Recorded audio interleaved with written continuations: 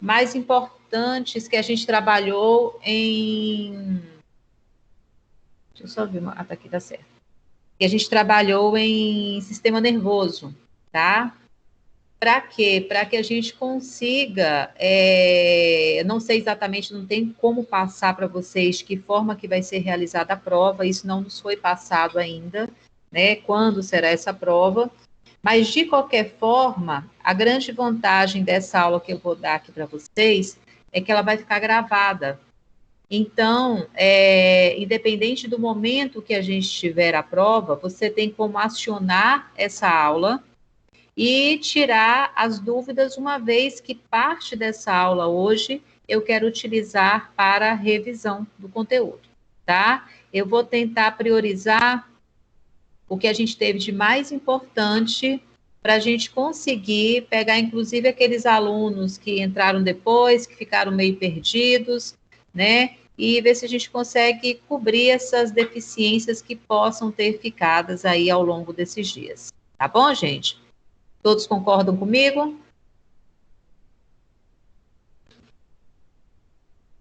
Ninguém falou, quem fala consente? Espero que sim, tá? Ok. Deixa eu ver quantas pessoas já tem aqui.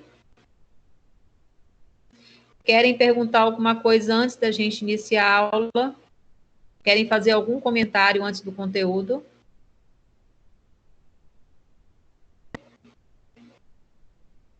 Ai, gente, fala alguma coisa aí, parece que eu tô falando para as paredes.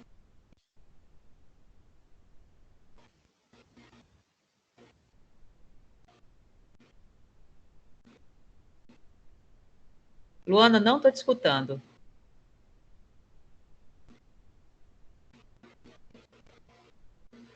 Vocês estão me ouvindo bem, não estão?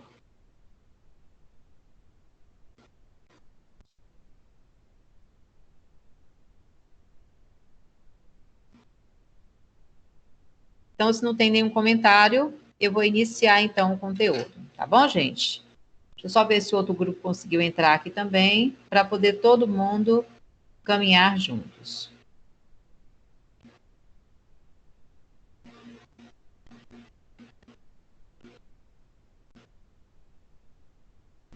Tá bom, tô vendo aqui que o áudio está normal para todo mundo.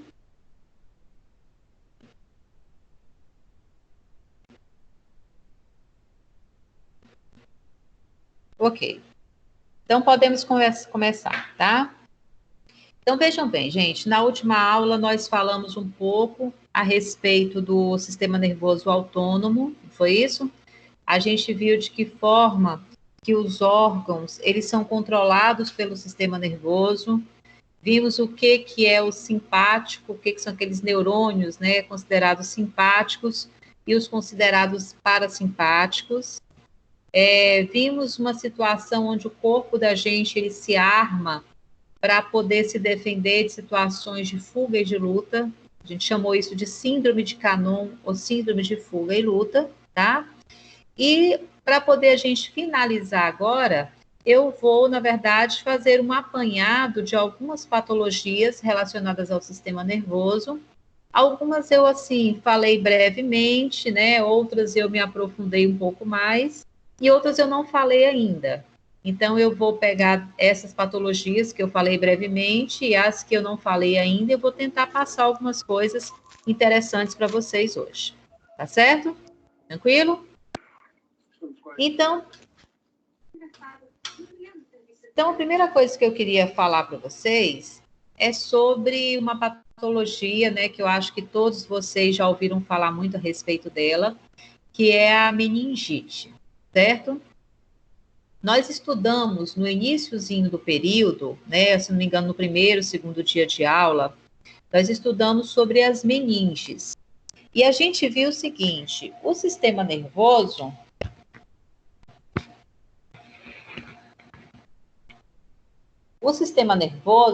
ele é todo recoberto por três membranas, né? Vamos colocar assim, três folhetos, três membranas, chamadas de meninges. E a gente viu que entre essas meninges existe um líquido que ele é chamado de líquor. né? Vimos ainda que esse líquor, ele é fabricado lá no sistema nervoso, ele cai nos ventrículos cerebrais e ele vai descendo no centro da medula e depois ele é distribuído ao longo dessas meninges. Então, a gente viu que são 3 meninges, né? E entre as meninges existe um espaço, tá? Vimos que existe o espaço subdural e existe o espaço subaracnoide, que é o local onde fica localizado esse líquor. E o que acontece? Existem situações onde vírus ou bactérias, elas podem penetrar no nosso organismo e elas podem agredir essa meninge, tá? Então, à medida que ele vai agredindo a meninge, né, ele pode acabar se infiltrando também no sistema nervoso central do indivíduo, uma vez que ela tem esse contato íntimo, e causar lesões sérias em algumas áreas. Então, quando você tem essa inflamação dessas meninges, dessas membranas que recobrem todo o nosso sistema nervoso, a gente tem uma situação chamada de meningite, tá? Tanto que quando o indivíduo ele tem uma meningite, gente, uma das formas da gente descobrir se de fato se trata de uma meningite é fazendo uma punção desse líquor, tá? Então, como é que é feito, né? Se você for pensar onde está esse líquor, ao longo de todo o sistema nervoso central da gente, desde o encéfalo até a medula, porque a meninge ela recobre tudo isso. Então, para se fazer esse exame, normalmente o indivíduo, né, ele fica numa posição, existe um espaço entre as nossas vértebras, é enfiado ali, né, uma agulha, é puncionado, essa agulha ela vai até aquele espaço que a gente viu, que é o espaço subdural e o espaço subaracnoide, né? Então, ele vai até esse espaço e ele consegue fazer o quê? Ele consegue sugar um pouco desse líquor. E é interessante, gente, que quando o indivíduo ele tem a meningite, né, principalmente se for pensar em meningite bacteriana, na hora que você suga esse líquor, né, esse líquido, o que acontece? Ele, numa situação normal, ele seria límpido, seria transparente, parecia uma água meio viscosa, vamos colocar assim. Só que quando existe essa infecção, principalmente a bacteriana, ele às vezes vem com um aspecto meio leitoso, às vezes ele vem um pouco misturado com sangue, né? Você vê que o aspecto dele não está um aspecto normal, tá? Mas não é só olhando ali que você consegue ter certeza se o indivíduo tem a meningite ou não, tá? Por isso que aquele líquido ele vai ser analisado para saber a partir daí se é meningite, tá? E de qual é o tipo, se for a bacteriana, por exemplo, qual é o tipo de bactéria que está envolvido ali, tá? Porque quando a gente pensa em meningite do tipo bacteriana, né, você pode ter a invasão do hemófilos, você pode ter a invasão do pneumococcus, que são tipos de bactéria, e a mais grave delas, das bactérias que podem atingir a meningite, seria a meningocócica. Então, o meningococcus, quando ele entra em contato, ele é extremamente contagioso, ele é extremamente lesivo, a nível do sistema nervoso central. E as pessoas que têm a meningite, o que normalmente elas apresentam? Elas apresentam, né, febre, e tem três coisas que chamam muito atenção, tá? Uma delas é o quê? O indivíduo ele vai sentir uma dor de cabeça muito forte, e essa dor de cabeça, né, tem a febre associada, ela vai se estender para a região da cervical, e quando você faz um movimento tentando estressar a sua meningite, do tipo colocar a cabeça, o queixo na região próxima ao peito, você distende essa meninge. Então, quando ela está muito inflamada, o paciente ele vai sentir muita dor, tá? A gente fala que o indivíduo ele tem rigidez na nuca, que é muito comum nessas situações de meningite, tá? E tem outra coisa também que é bem característico, que esse indivíduo, ele apresenta vômito. E o vômito dele, gente, normalmente, ele é em jato. Quando a gente costuma vomitar por situações normais, né, a gente vomita daquele jeito característico que todo mundo vomita. Agora, quando você tem uma lesão a nível de sistema nervoso, essa lesão, ela pode desencadear o vômito. E não só a meningite, mas também a meningite, esse vômito, ele costuma ser em jato, é um vômito mais forte, tá? Então, uma vez que se descobriu qual é o tipo de bactéria que se trata, se for a bacteriana, né? Então, você vai fazer o tratamento daquele tipo de meningite, tá? Quando ela é a viral, ela é bem mais tranquila. Às vezes, o indivíduo se comporta como se estivesse tendo uma virose normal, tá? O complicado mesmo é quando se trata de uma infecção bacteriana, tá? Quando você tem a presença de bactéria, principalmente do tipo meningococcus. E outra coisa também, esse indivíduo que teve a meningite, ele obrigatoriamente ele vai ter sequelas, né? Depende muito da precocidade com a qual foi feito o diagnóstico, intervenção, tratamento, são uma série de fatores, qual bactéria se trata, né? Então, assim, tem algumas sequelas que o paciente pode, mas não que ele vá, mas ele pode ficar, que seria o quê? Ele pode ter problemas relacionados à surdez, né, problemas auditivos, ele pode ter, na verdade, vai depender muito de qual área do tecido cerebral foi lesada, tá? Mas uma coisa que a gente observa com muita frequência, essa questão principalmente relacionada à surdez, né? Quando o indivíduo ele tem a meningite e por conta da meningite ficou com alguma sequela, tá? Mas ele pode ter vários tipos de lesões, a depender de qual área do tecido cerebral foi acometida, tá bom? Tranquilo? Outra coisa,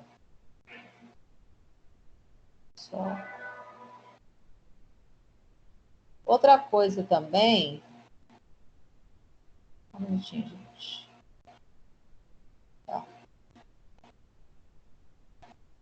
Outra patologia também que o indivíduo pode, que a gente observa muito, né, quando você tem uma lesão a nível do sistema nervoso, seria o que a gente chama de AVC ou AVE. Eu falei em sala de aula de uma forma assim, muito superficial para vocês, mas eu queria me aprofundar um pouquinho mais hoje para que vocês conheçam melhor o que é esse AVC, o que é AVE. Antigamente se utilizava muito, né, o termo AVC, acidente vascular cerebral, que o pessoal conhece vulgarmente como derrame, né? Então, quando você tem, por exemplo, o AVE, o AVC, se você for pensar só em acidente vascular cerebral, você está pensando só em cérebro. E a gente sabe que dentro da cabeça você tem muito mais que cérebro. Você tem cérebro, você tem cerebelo, você tem tronco encefálico. E todas essas estruturas que fazem parte do encéfalo, elas são irrigadas por vaso sanguíneo, ou seja, tem vaso passando ali. Então, em qualquer uma dessas áreas, você pode ter uma lesão desses vasos, tá? Então, pode ser na região do cerebelo, pode ser na região do tronco e pode ser no próprio cérebro. Então, se utiliza muito esse termo, essa terminologia AVE, acidente vascular encefálico. Mas seja o AVC, seja o AVE, de que se trata isso, na verdade?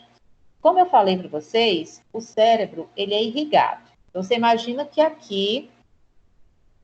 isso daqui seja um vaso sanguíneo, certo? Tem um vaso passando ali. E vamos pegar esse vaso, vamos representar pelo meu dedo. Não sei se vocês vão conseguir visualizar direitinho. Observe que existe um espaço no meu dedo, tá? Entre um dedo e o outro. E por esse local aqui, ó, passa sangue, que é o local, que é aquele sangue que vai nutrir o tecido cerebral, né? Que vai oxigenar, que vai dar energia para o cérebro. E o que pode acontecer com esse vaso? Esse vaso, ele pode romper por algum motivo, tá? Quais motivos que mais comumente levariam esse vaso a romper? Por exemplo, uma pressão muito alta. Você tem uma pressão de sangue muito alta dentro desse vaso, você vai ter uma predisposição maior a romper, por exemplo, esse vaso. Ou então, quer ver uma situação que faria muito esse vaso romper? Eu acho que todo mundo já ouviu falar de aneurisma, né? O que é um aneurisma? Aneurisma é, na verdade, uma bolsa que você cria na lateral de uma artéria. Por que você cria uma bolsinha? Você imagina a artéria, ela é para ser toda retinha e aí de repente você vai e faz uma dilatação naquela coisa que era para ser reta. É como se a parede dela ela tivesse cedido um pouco. Então, essa bolsa é sinal de que aquela parede da artéria, ela está frágil, ela tem algum problema. Então, se você tiver uma oscilação de pressão, o sangue bater um pouquinho mais com força ali, o que pode acontecer com aquela bolsa? O que pode acontecer com aquele aneurisma? Ele pode romper. Então, se ele romper, você vai ter uma hemorragia cerebral causada por esse rompimento dessa artéria. Seja por conta de uma pressão alta, seja por conta de um aneurisma, se você rompe um vaso sanguíneo, o que vai acontecer, gente? Parte do tecido cerebral vai ficar sem o suprimento de oxigênio, sem o suprimento de glicose, dos nutrientes que aquele cérebro tinha. Resultado, o tecido cerebral, ele vai tender a morrer muito facilmente. Porque você está você está impedindo que naquele tecido chegue oxigênio, chegue sangue, tá? Então, essa primeira situação onde o vaso rompe, nós chamamos de AVE hemorrágico, certo? AVE hemorrágico, ou seja, o vaso rompeu por algum motivo e isso fez com que não chegasse sangue ali. Não chegasse, né, o sangue não conseguisse ser trocado. Chega sangue por causa de uma hemorragia, mas aquele sangue ele não consegue ser bem aproveitado. Agora, o outro tipo de AVE é o que a gente chama de isquêmico. O que seria uma AVE isquêmico? Vamos pegar o mesmo vaso aqui, aí esse vaso, vamos imaginar que você veio aqui nesse vaso e fez isso aqui, ó. Você interrompeu, você colocou alguma coisa atravessada aqui e impediu o sangue de circular por esse vaso. Aí eu te pergunto, o que você pode colocar nesse vaso aqui que possa estar interrompendo a passagem de sangue? Uma dessas coisas seria, por exemplo, uma placa que a gente chama de placa de ateroma, tá? Vocês conhecem muito isso como placa de gordura. Às vezes você fala, mas moço, não como muita gordura não, senão vai entupir suas veias. Gente, o que normalmente entope nessa situação é a artéria. A artéria é aquela coisa que pulsa. Se você coloca o dedo, por exemplo, em um vaso que você está vendo ali, se o seu dedo pulsar, é porque você está pegando em cima de uma artéria. Se o seu dedo não pulsar, é porque você está passando em cima você está pegando em cima de uma veia. Na veia, a gente vai ver isso agora em tarde, que a pressão ela é pequena, enquanto numa artéria a pressão é grande, por isso que ela pulsa, tá? Então, quando você tem essa placa de gordura, é muito comum que a gente forme essa placa de gordura na artéria. Então, ao formar essa placa de gordura, duas coisas podem acontecer. Uma delas, essa placa pode fechar completamente a passagem de sangue, é uma possibilidade. E a outra, desculpa aqui, gente. E a outra possibilidade é o quê?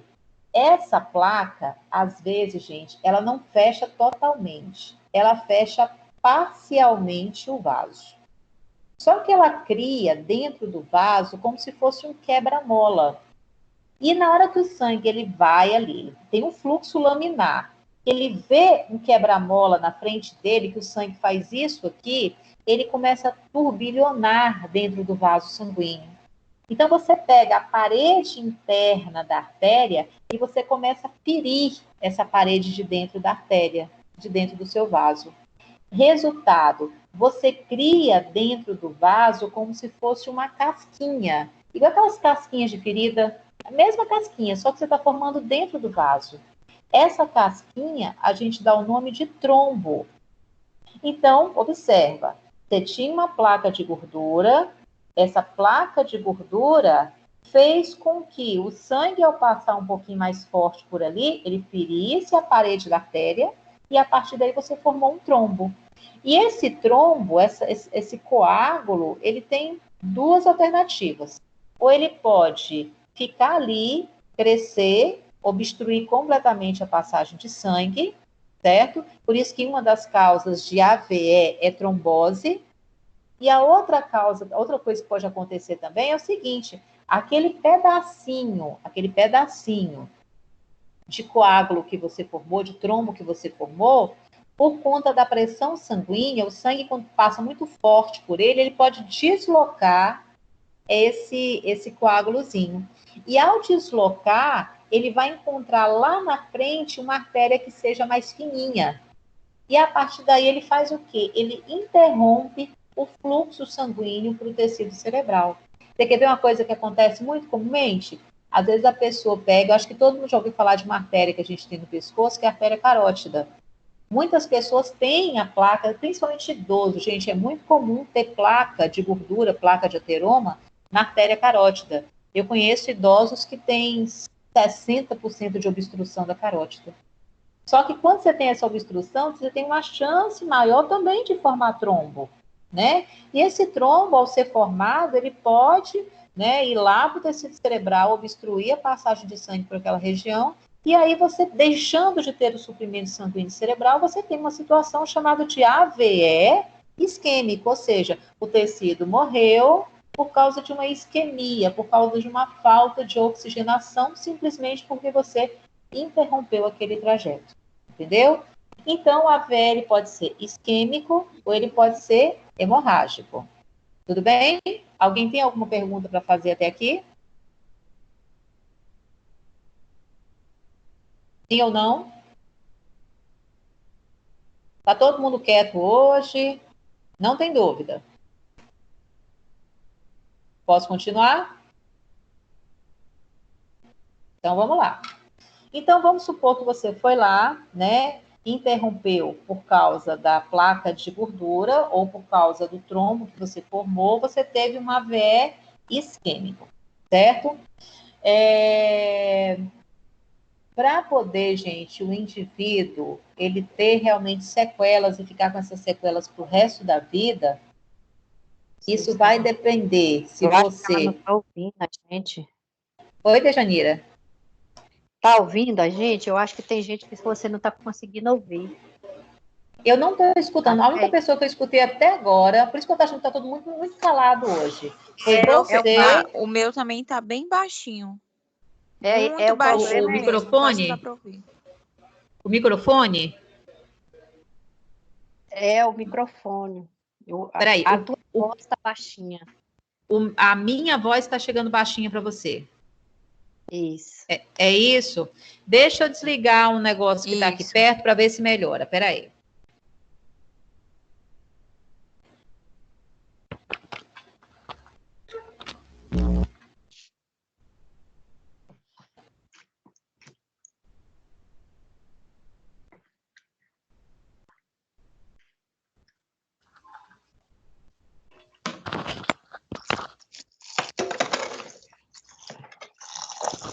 Olha se agora vai melhorar.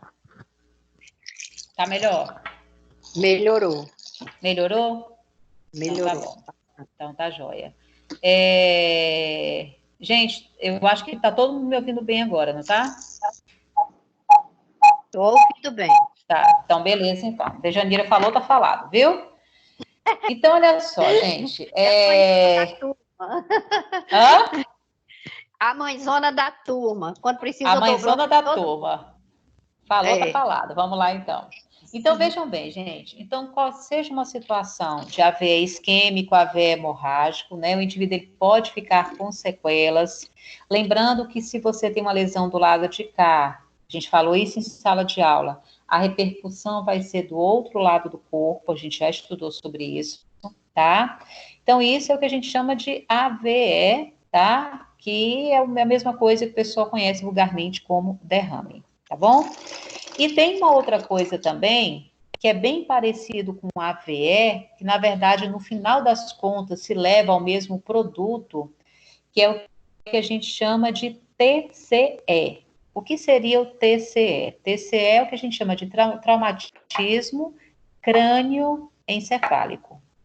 Lembram quando eu falei para vocês que o líquor, né, ele era importante para toda vez que a gente fosse fazer um movimento brusco com a cabeça, o líquor ele não fazia isso, ele impedia que o cérebro batesse na nossa calota craniana, certo?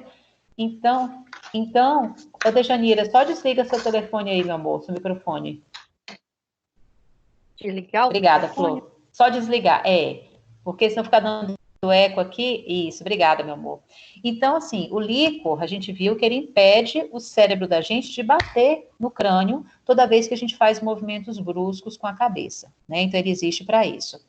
Só que quando a pancada ela é violenta, do tipo, uma criança caiu da cama, né? Ou então alguém caiu de uma altura, ou o indivíduo se envolveu num acidente automobilístico. Por mais que você tenha o líquor, por mais que ele impeça essa desaceleração, não tem jeito. O teu tecido cerebral ele vai bater no crânio. Aí, resultado, você vai acabar machucando o tecido cerebral de uma forma bem parecida da situação do AVE, porque os dois levam a uma lesão do tecido cerebral. Só que uma foi por trauma e a outra foi por falta de oxigenação, entendeu? Então, se você tem esse traumatismo nesse tecido, vai acontecer a mesma coisa. Se você tiver uma lesão de um lado, a repercussão daquilo vai ser do lado contralateral. Tá? Então, se você vê alguém na rua, por exemplo, né, com dificuldade de andar, com o braço torto ali, provavelmente esse indivíduo ele sofreu ou um AVE, tá? Ou então ele sofreu um traumatismo crânioencefálico. São as situações mais comuns da gente observar esse tipo de alteração, esse tipo de lesão, tá certo? Então, quando você pensa em trauma, isso a gente chama de TCE. Quando você pensa em um vaso que rompeu ou um vaso que fechou, você pensa em AVE, ok? E quando você tem o TCE, esse trauma, uma coisa que é muito comum da gente observar também é o que a gente chama de edema cerebral, tá? O edema cerebral, gente, é a mesma situação. Você imagina que você está ali e de repente você leva uma pancada no teu braço. Quando você leva uma pancada no braço, o que, que vai acontecer com o seu braço? O seu braço ele vai inchar, né? Por que, que vai inchar? Porque o trauma leva a um processo inflamatório. E esse inchaço, ele pode também acontecer no nosso tecido cerebral. Só que tem um detalhe, quando você começa a inchar o tecido cerebral, a primeira coisa que vai acontecer é que esse tecido, ele vai começar a ter uma redução em sua função. Tá? Então, a função do tecido cerebral diminui. E com isso, você começa a apresentar uma série uma série de sinais e sintomas. Por exemplo, é muito comum quando, por exemplo, uma criança ela tropeça, cai da cama, alguma coisa, e bate a cabeça, aí você fica, às vezes, fala assim, mas menino, não dorme agora não, não dorme não, que você fica com medo da criança morrer, é como se ela fosse dormir, ela não fosse acordar mais, né? A gente tem esse temor.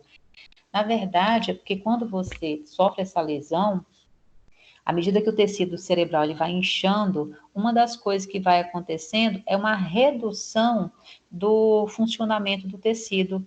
Então, isso faz com que o indivíduo ele fique torporoso, ele pode perder a consciência e ele pode até mesmo entrar em coma, tá? Ele pode entrar em coma porque o líquido que está sendo formado em volta desses neurônios comprime demais esses neurônios. Então, numa situação dessa, outra coisa que pode acontecer, igual a gente viu lá na situação da meningite, outra coisa é o vômito, né? O vômito forte. Se alguém bateu uma cabeça, gente, isso aqui é de praxe, se alguém bateu a cabeça lá, machucou e você ficou na espreita, vixe, a pessoa tá com sono. Mas será que o menino tá com sono porque chorou demais e cansou, ou por causa realmente da lesão?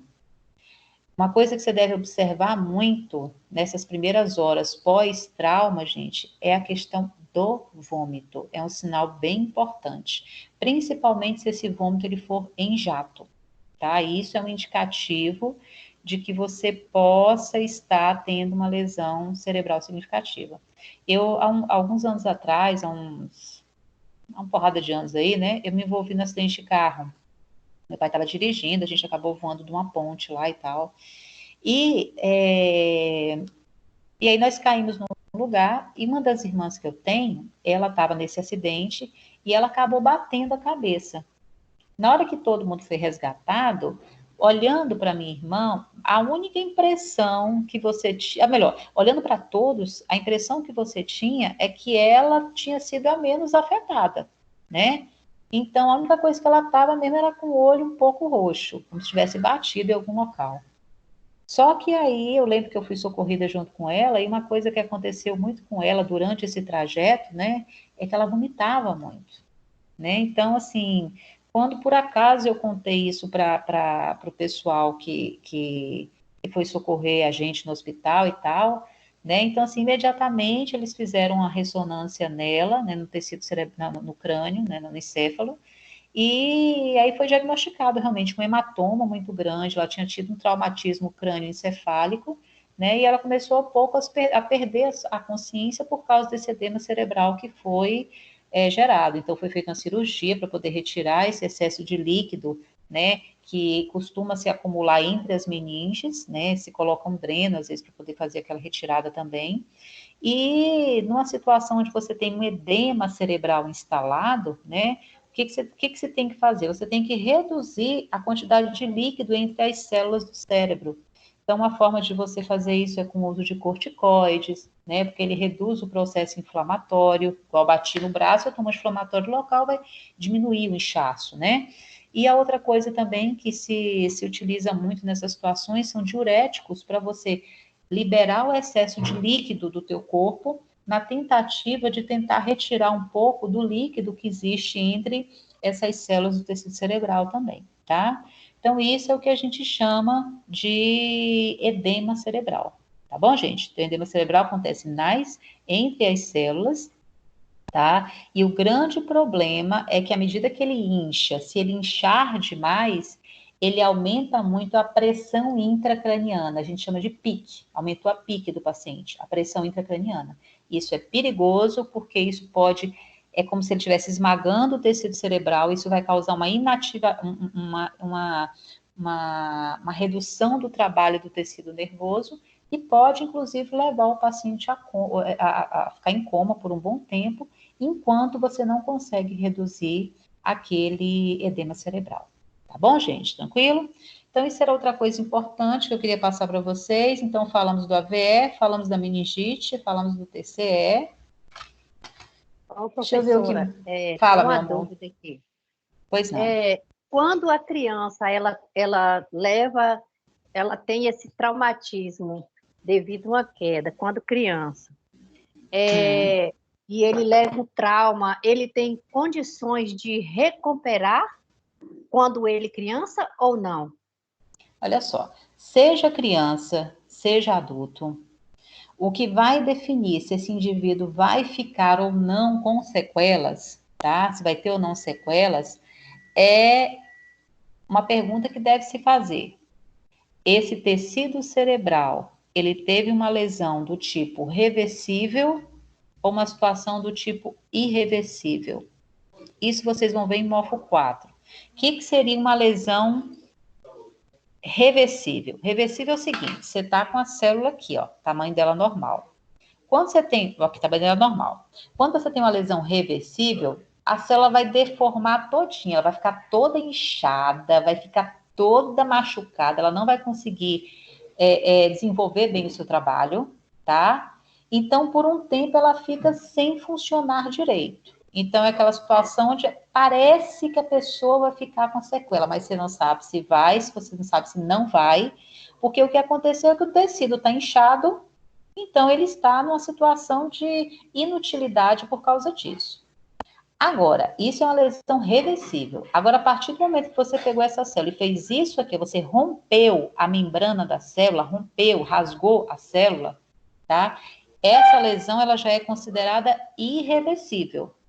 Então, aquela célula que você lesou dessa forma, você não consegue recuperar mais aquela célula, tá? O que acontece é que as que estão em volta dela, elas conseguem crescer à medida que você crescer de tamanho, à medida que você estimula.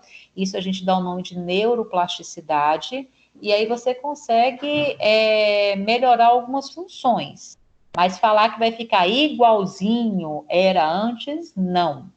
Tá? Então, tudo vai depender, seja adulto, seja criança. se essa lesão ela é do tipo reversível ou se essa lesão ela é do tipo irreversível. Se é reversível, volta ao normal. Se é irreversível, você leva uma sequela para o resto da vida, tá? E essa irreversível é quando a pessoa perde a massa cefálica? Pode ser situação que perde, pode ser numa situação que às vezes nem perde, mas assim, é como se você estivesse lá dentro, pela falta de oxigenação, vamos imaginar um AVE, ou pelo próprio trauma, você tivesse provocado uma ruptura na membrana da célula. Essa ruptura, assim, a depender da extensão, é até difícil de você conseguir visualizar através de exames. Você sabe que teve uma lesão significativa porque o tempo vai passando e aquela função ela não vai recuperando. Então, você sabe que realmente aquela lesão se trata de uma situação irreversível. Por isso que você já viu pessoas que tiveram AVE, que sofreram um acidente, etc e tal, e levam uma sequela para o resto da vida. Aquilo é sinal de que a membrana das células que formavam aquela região, ela foi rompida, tá? Entendi. Ok? Mais alguém? Alguma pergunta? Tranquilo? Ok. Então, outra coisa que eu queria falar para vocês também, né, é a respeito da depressão bipolar, né, ou transtorno bipolar. Me dá só um segundinho aqui, gente, só fazer um negócio aqui, rapidinho.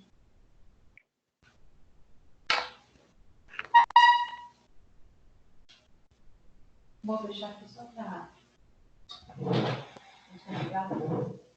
Deixa só um pouquinho.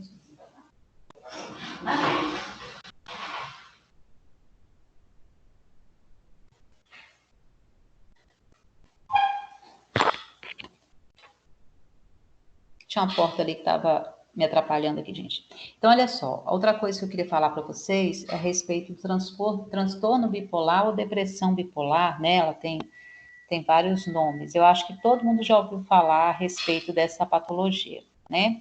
Essa patologia, ela engloba na verdade, é um distúrbio que existe. Agora já não é, isso aí já não é mais por causa de lesão, tá? Não é igual um derrame, não é um AVE, vamos colocar assim, não é igual um TCE. É uma situação onde a gente viu o seguinte: para poder você ter um funcionamento normal em todas as áreas do cérebro, você precisa da ação daquelas substâncias químicas chamadas de neurotransmissores.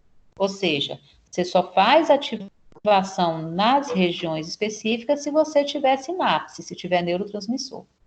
Só que o que acontece? Existem algumas pessoas que nascem com uma alteração, né, ou desenvolvem uma alteração na produção de algumas dessas substâncias químicas.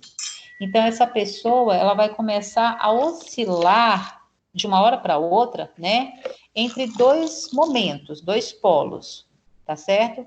Um polo é como se ele saísse de uma tristeza profunda para uma euforia profunda. Então, ô Dejanira, desliga aí de novo, amor, seu telefone. Ô, professora, desculpa. Tranquilo, não tem problema não. Então, é como se você saísse de uma situação, de uma tristeza profunda para uma euforia profunda. Aquela pessoa, assim, que está ali no fundo do poço e de uma hora para outra, né? Ou então está assim, tá boazinha demais, de uma hora para outra, né? Ela pode ficar agressiva, ela pode ficar desinibida, ela pode ficar... como é que eu poderia colocar? Ela começa a falar de uma forma muito rápida. É como se o funcionamento cerebral ele ficasse tão acelerado, que ela não consegue coordenar tão bem os pensamentos dela, tá? Então, essa pessoa, ela começa a comprar de forma desfreada, ela começa a ficar extremamente desinibida, a questão a questão sexual, ela fica muito aguçada, tá? Então, a pessoa, ela transita entre esses dois polos, o polo de euforia e o polo de tristeza. Ela sai de um para o outro numa velocidade muito, muito, muito grande mesmo, tá?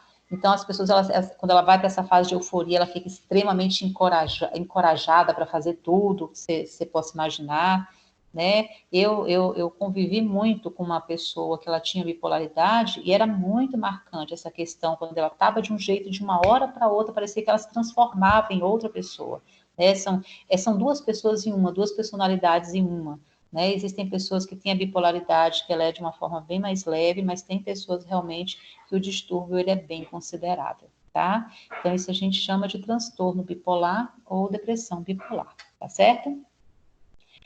E a outra coisa que eu queria passar para vocês também, né, um pouquinho, Alzheimer, nós já falamos em sala de aula o que é Alzheimer, o que causaria o Alzheimer, né? Falamos a respeito do Parkinson também, que foi outra coisa que a gente viu.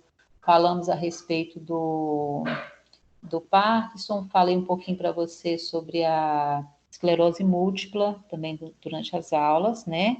E a outra coisa que eu não falei ainda, que vale a pena citar, é a questão da poliomielite, né? Na poliomielite, você tem contato com o vírus, né? Normalmente o contato ele é por via inalatória ou por via, né, contaminação orofecal. E aí, a partir disso, o que acontece? Esse vírus, ele pode se multiplicar, né, ou na região do sistema respiratório, ou acontece muito também dela multiplicar no trato digestório, especificamente no intestino. E à medida que esse vírus ele vai se multiplicando, ele pode sair daquela região onde ele está multiplicando, ele vai para o seu sistema circulatório e tem um local que ele tem uma predileção muito grande. Que local é esse? Nós estudamos, quando eu falei para vocês da via sensitiva e da via motora, a gente viu que quando você pensa em via motora, tinha um neurônio que saía lá de cima, né, o primeiro neurônio motor, ele descia em direção à medula. Quando chegava na medula, ele encontrava o segundo neurônio motor, e esse segundo neurônio motor ele formava um nervo que ia até o músculo da gente. Então, primeiro neurônio, segundo neurônio. Normalmente, quando você pensa em AVE, você pensa em TCE, tá? Você pensa em uma criança que faltou oxigenação durante o parto. Um local que costuma machucar nessas situações que eu estou falando é o que está aqui em cima, é o primeiro neurônio motor. Quando você tem uma lesão no primeiro neurônio motor, nesse de cima, a tendência é os seus músculos ficarem paralisados, só que de uma forma espástica. Vocês já viram alguém na rua, em algum momento, andar com o braço meio retraído, assim, né? A perna meio dura. Aquilo a gente chama de paralisia espástica. Aquilo é sinal de que o indivíduo teve lesão no primeiro neurônio motor. Só que quando você fala da poliomielite, a polio, ele não pega esse primeiro neurônio motor. Ele tem uma predileção de lesar esse segundo neurônio motor.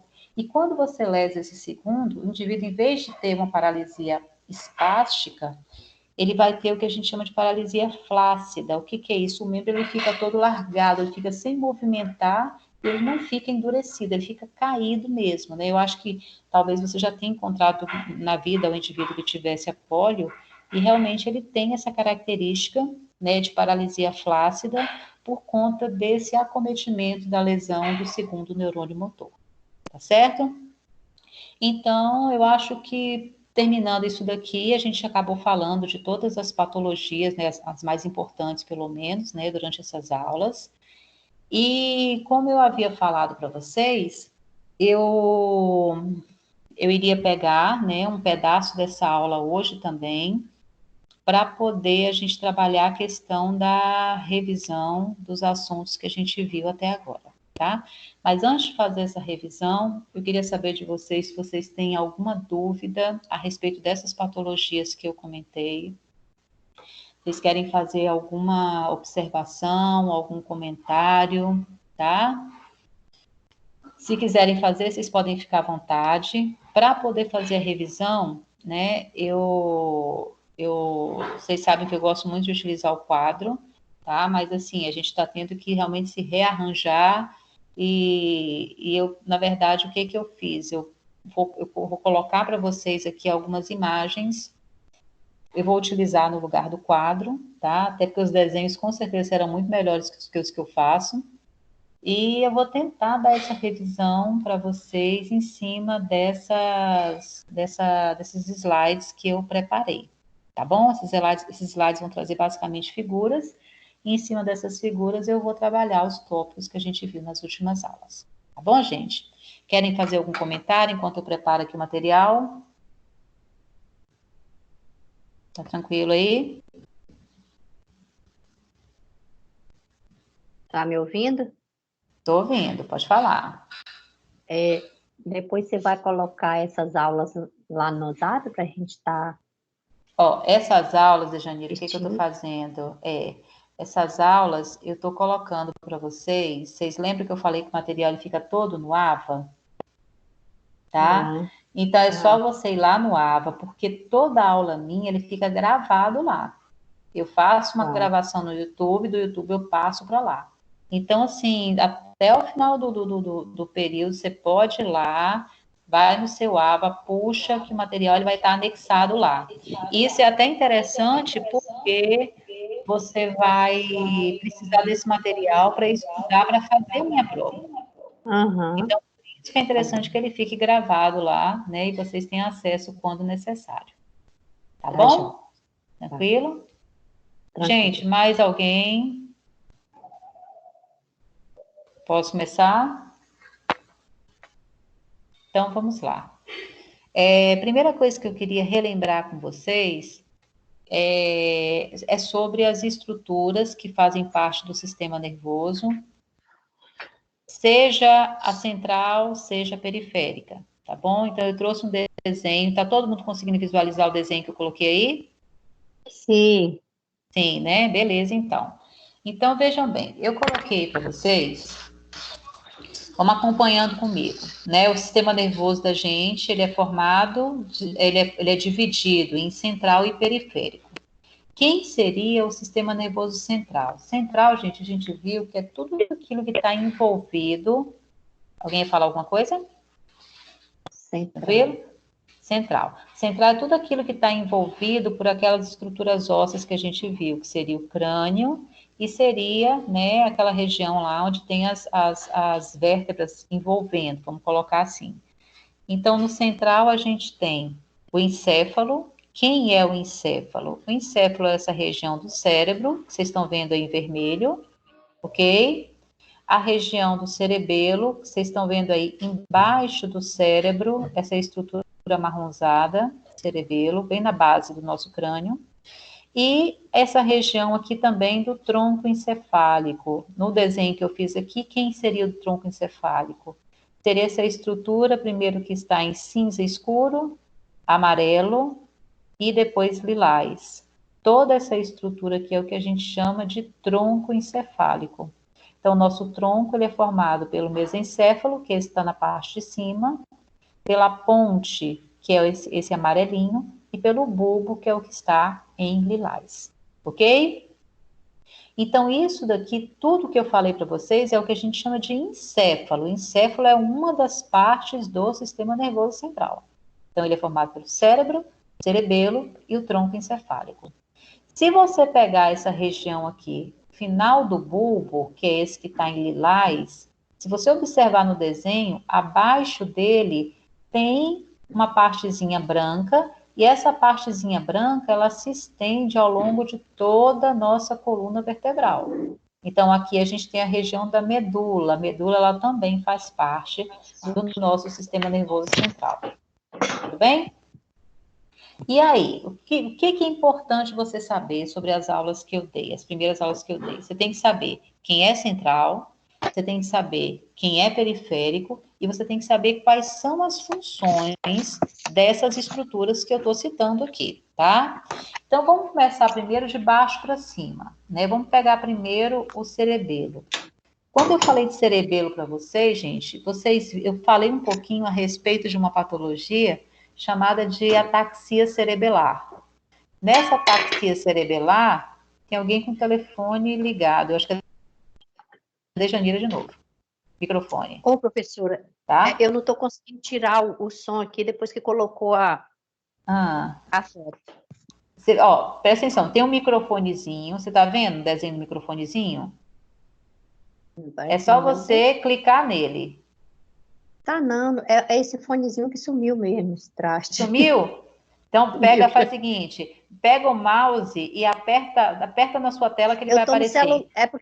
É porque eu tô no Então, celular. pega o seu dedo e aperta no celular, em algum lugar. Ele vai aparecer embaixo. Veja se ele apareceu. Isso, agora foi. Beleza. Aí, o que que acontece, gente? Vamos pegar Apareceu? primeiro. Apareceu, não? Não. Ah, então tá bom. Então vamos lá, não tem problema não. Vai. Então vamos, Deixa eu ter o cuidado de vamos não lá. fazer barulho aqui. Vamos indo. Baixa as panelas aí, não. Aí, olha só, vamos pegar primeiro, então, Adivinhona. a adivinhona, né? Não, eu tenho ouvido É. bom. Aí, se a gente pegar primeiro o cerebelo, né, a gente viu que a função dele seria equilíbrio e automatismo, né? Então, quando o indivíduo ele tem uma lesão cerebelar, a primeira coisa que vai acontecer, ele vai ter alteração nesse equilíbrio e vai ter alteração também no automatismo. Então, eu ainda comparei vocês uma lesão cerebelar, né? Uma pessoa, por exemplo, que estivesse bêbada, né? Se você bebe muito, a gente viu que o álcool ele tem esse efeito tóxico no cerebelo. Então, você, quando está bêbado, por exemplo, você vai ter sinais parecidos com o indivíduo que está tendo uma lesão cerebelar. Lógico que uma coisa assim, muito mais leve do que a lesão propriamente dita, mas não deixa de apresentar sintomas que são bem semelhantes, tá? Então, assim, uma das coisas que vai acontecer, né? Se você está bêbado, se você tem ataxia cerebelar, você vai ter uma incoordenação na marcha, né? Aquela pessoa que vai ter essa falta de equilíbrio para conseguir caminhar numa linha reta, por exemplo, né? Outra coisa que ele vai apresentar é a questão dos olhos, né? A gente observa, se você olha o olhar de uma pessoa que está bêbada, você vai ver que ele tem aquele olhar que parece que é como se o movimento do olho ele oscilasse um pouco, né? Isso a gente dá o nome de nistagno. É muito comum também quando você tem uma lesão cerebelar, tá? Outra coisa que aparece também no indivíduo que tem essa lesão é para você, por exemplo, pegar o seu dedo, esticar o braço e conseguir colocar o seu dedo no nariz, você precisa de um grau de coordenação muito grande. Então, quando você tem essa lesão cerebelar, uma coisa que o indivíduo vai apresentar é o que a gente chama de disdiadococinesia, que é o que? Essa dificuldade em colocar o dedo no nariz. Ele vai tentar fazer esse movimento, ele treme com o dedo e enfia em outro local que não o nariz, vamos colocar assim. Então, são algumas alterações presentes no indivíduo com ataxia cerebelar. Então, nistagno, desviado com cinesia, alteração de equilíbrio, alteração de marcha e uma incoordenação dos movimentos, tá? Então, isso aí seria para lesão cerebelar. Outra coisa outra alteração que a gente pode ter também, né? Quando você tem, por exemplo, vamos pegar a região do tronco encefálico. Quais seriam as funções do tronco encefálico? O tronco encefálico, gente, não sei se vocês se lembram, eu pedi para que em um dos trabalhos vocês vocês colocassem os nomes de alguns nervos cranianos. E vocês devem ter observado que grande parte dos nervos cranianos, eles saem aqui da região do tronco encefálico, mesencéfalo, ponte e bulbo. Tem dois que saem do cérebro, mas a maior parte deles saem dessa região do tronco encefálico.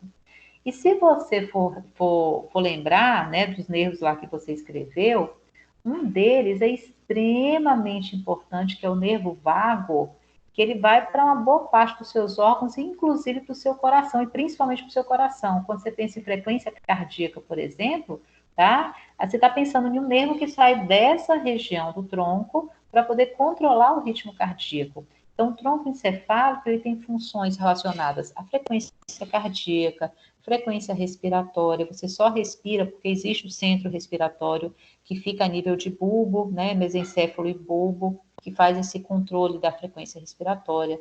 A gente ainda discutiu em sala de aula que se o indivíduo tiver uma lesão, por exemplo, sofreu um acidente de carro, né, e nesse acidente ele quebrou o pescoço. Por que existe muito essa cultura de quebrou o pescoço, morreu na hora? Justamente porque se você tiver uma lesão cervical, tá, e essa lesão cervical ela for alta, e aquele pedaço de osso que você lesou lá lesou na coluna, Se ele pegar a sua medula na parte de cima e cortar, você para de respirar na mesma hora. Então, por isso que muitas pessoas morrem quando elas quebram o pescoço nessa parte mais alta, tá? Então, frequência respiratória, frequência cardíaca, deglutição, tá? Nós vimos ainda, por exemplo, que o mesencéfalo, ele produz uma substância, ele tem uma área, tem um núcleo chamado núcleo rubro, né? Que fabrica a dopamina. A dopamina a gente viu que tinha a ver com a questão do Parkinson. Então, essa região do tronco encefálico, ela é extremamente rica no que se refere a essas questões de sobrevivência mesmo. Você pode até nascer sem parte do cérebro, mas se você não consegue sobreviver nem por horas, se você não tiver pelo menos uma faixinha desse tecido do tronco encefálico vivo, vamos colocar assim, funcionando bem, tá? Então, essas seriam algumas funções do tronco encefálico. E quando a gente falou a respeito do cérebro, a gente viu que o cérebro ele tinha duas partes no sentido de fora e dentro, né?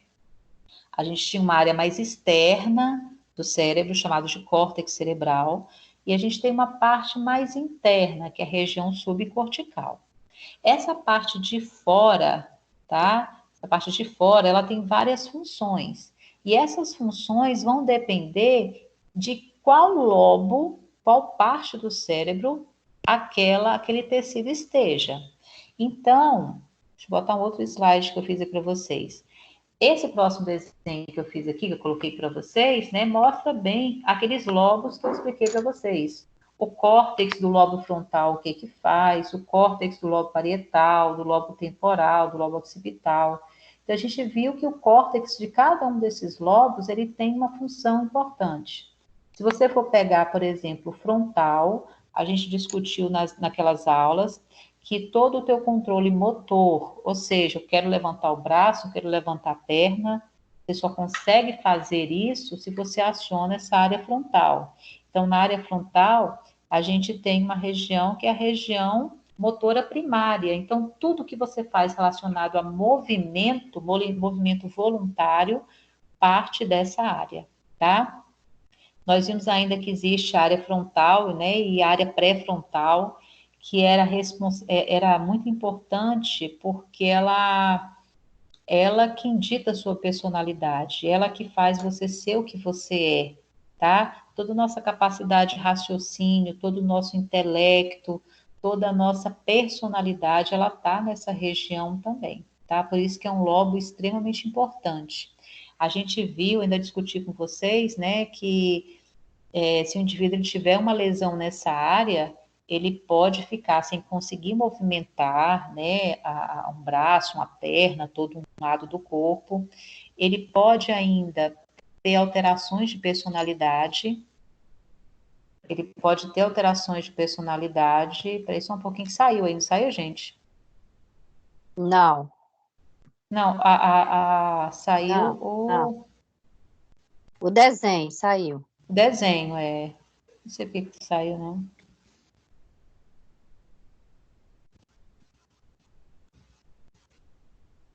Tá.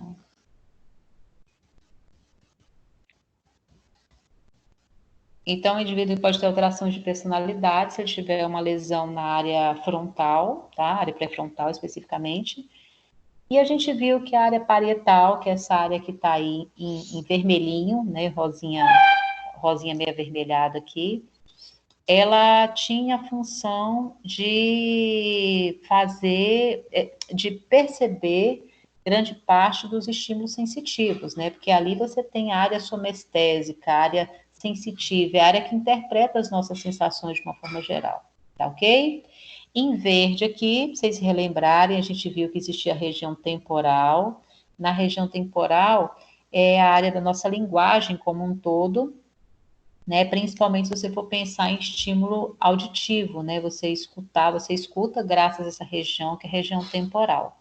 E essa região lilás no fundo aqui, acima do cerebelo, a região occipital, lobo occipital, e a gente viu que é o local onde você consegue interpretar todos os impulsos visuais. Então, a gente não enxerga com o olho. O olho é simplesmente um meio de transporte do que ele está recebendo para que ele seja interpretado por essa região posterior, pelo córtex da região occipital, tá? Então, na aula que eu dei para vocês sobre isso, a gente ainda falou um pouquinho a respeito da esquizofrenia. A gente viu que a esquizofrenia é um distúrbio onde você vai ter uma alteração em alguns neurotransmissores, né? E por causa disso, você pega essas regiões, esse córtex parietal, esse córtex occipital, e coloca para trabalhar no momento em que não era para ele estar trabalhando, tá? Ou seja, você estimula áreas, por exemplo, se você estimula a área visual, o que você vai ter? Você vai ter visão na sua frente, né? Então, se você estimula a área temporal, sem estar tendo necessariamente aquele estímulo, por causa desses neurotransmissores, você começa a escutar vozes, você começa a ter sensações quando é na parietal. Então, a gente discutiu, por exemplo, que era mais ou menos isso que acontecia com o indivíduo que tinha esquizofrenia. Por isso que ele via coisas, por isso que ele escutava vozes. Por isso que ele tinha sensações que não necessariamente eram reais, não é real para mim, para você, mas para ele é porque aquelas alterações bioquímicas estavam excitando áreas que não deveriam ser excitadas, tá? Então, isso seria a região, aquela capa que envolve o cérebro, que seria aquele córtex de cada uma dessas regiões, região cortical. Só que abaixo da região cortical, observa que eu coloquei um outro desenho para vocês, não sei se vocês vão conseguir perceber tão bem. Lá em cima no cérebro, vocês estão vendo essa faixinha rosa de onde saem os impulsos? Essa faixinha rosa aqui, do lado dela tem uma cinza mais escura também. Isso ali é representatividade dessa região cortical, tá? Lógico que o rosinha seria o córtex motor, a área frontal, como a gente viu, o córtex frontal. E do lado dele, a região seria parietal, porque ela está interpretando o que é sensitivo. Então, aqui a gente tem um pedacinho do córtex frontal, córtex motor, e do lado, córtex parietal, que é o córtex sensitivo, tá certo? Então, essa é o que está mais externamente, se você observar no desenho do seu lado direito, o que está mais externamente ao cérebro é a região cortical. Abaixo dele, dentro dele, a gente viu que aquela parte ela era mais esbranquiçada, que é a região subcortical. E na região subcortical, quem participou das aulas, lembram que nelas existem vários núcleos, né? Então, por exemplo, tem núcleos na região subcortical que vale a pena a gente lembrar que ele existe, porque são extremamente importantes.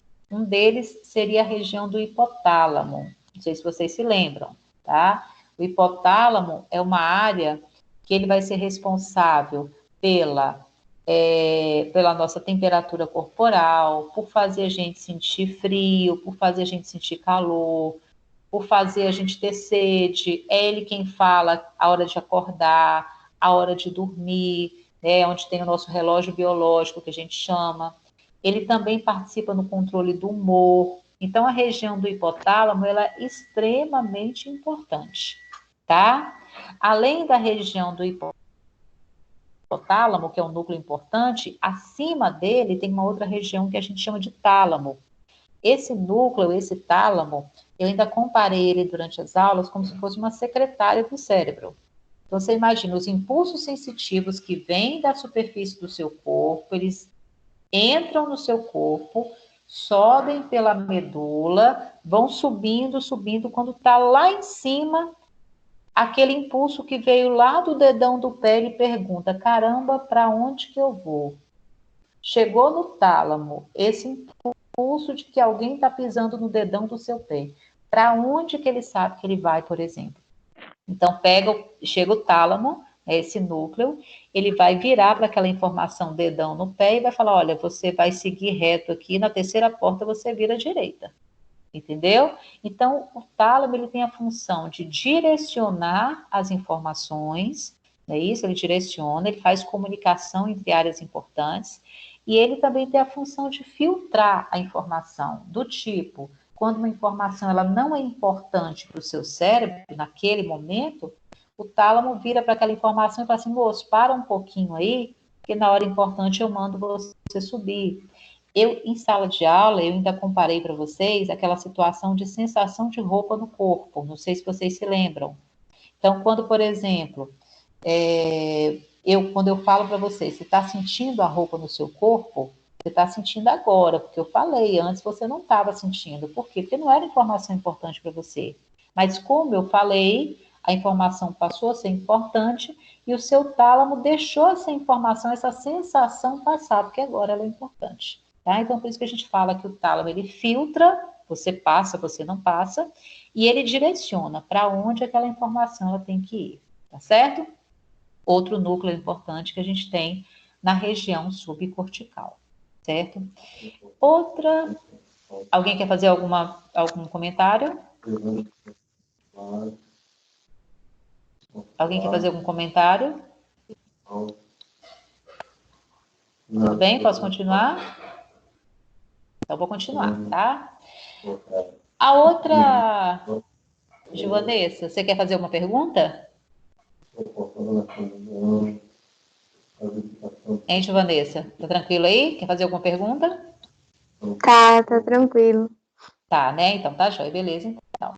Ok, então vamos imaginar agora um outro núcleo importante, né? A gente falou a respeito, na aula, do hipocampo, é um outro núcleo da região subcortical.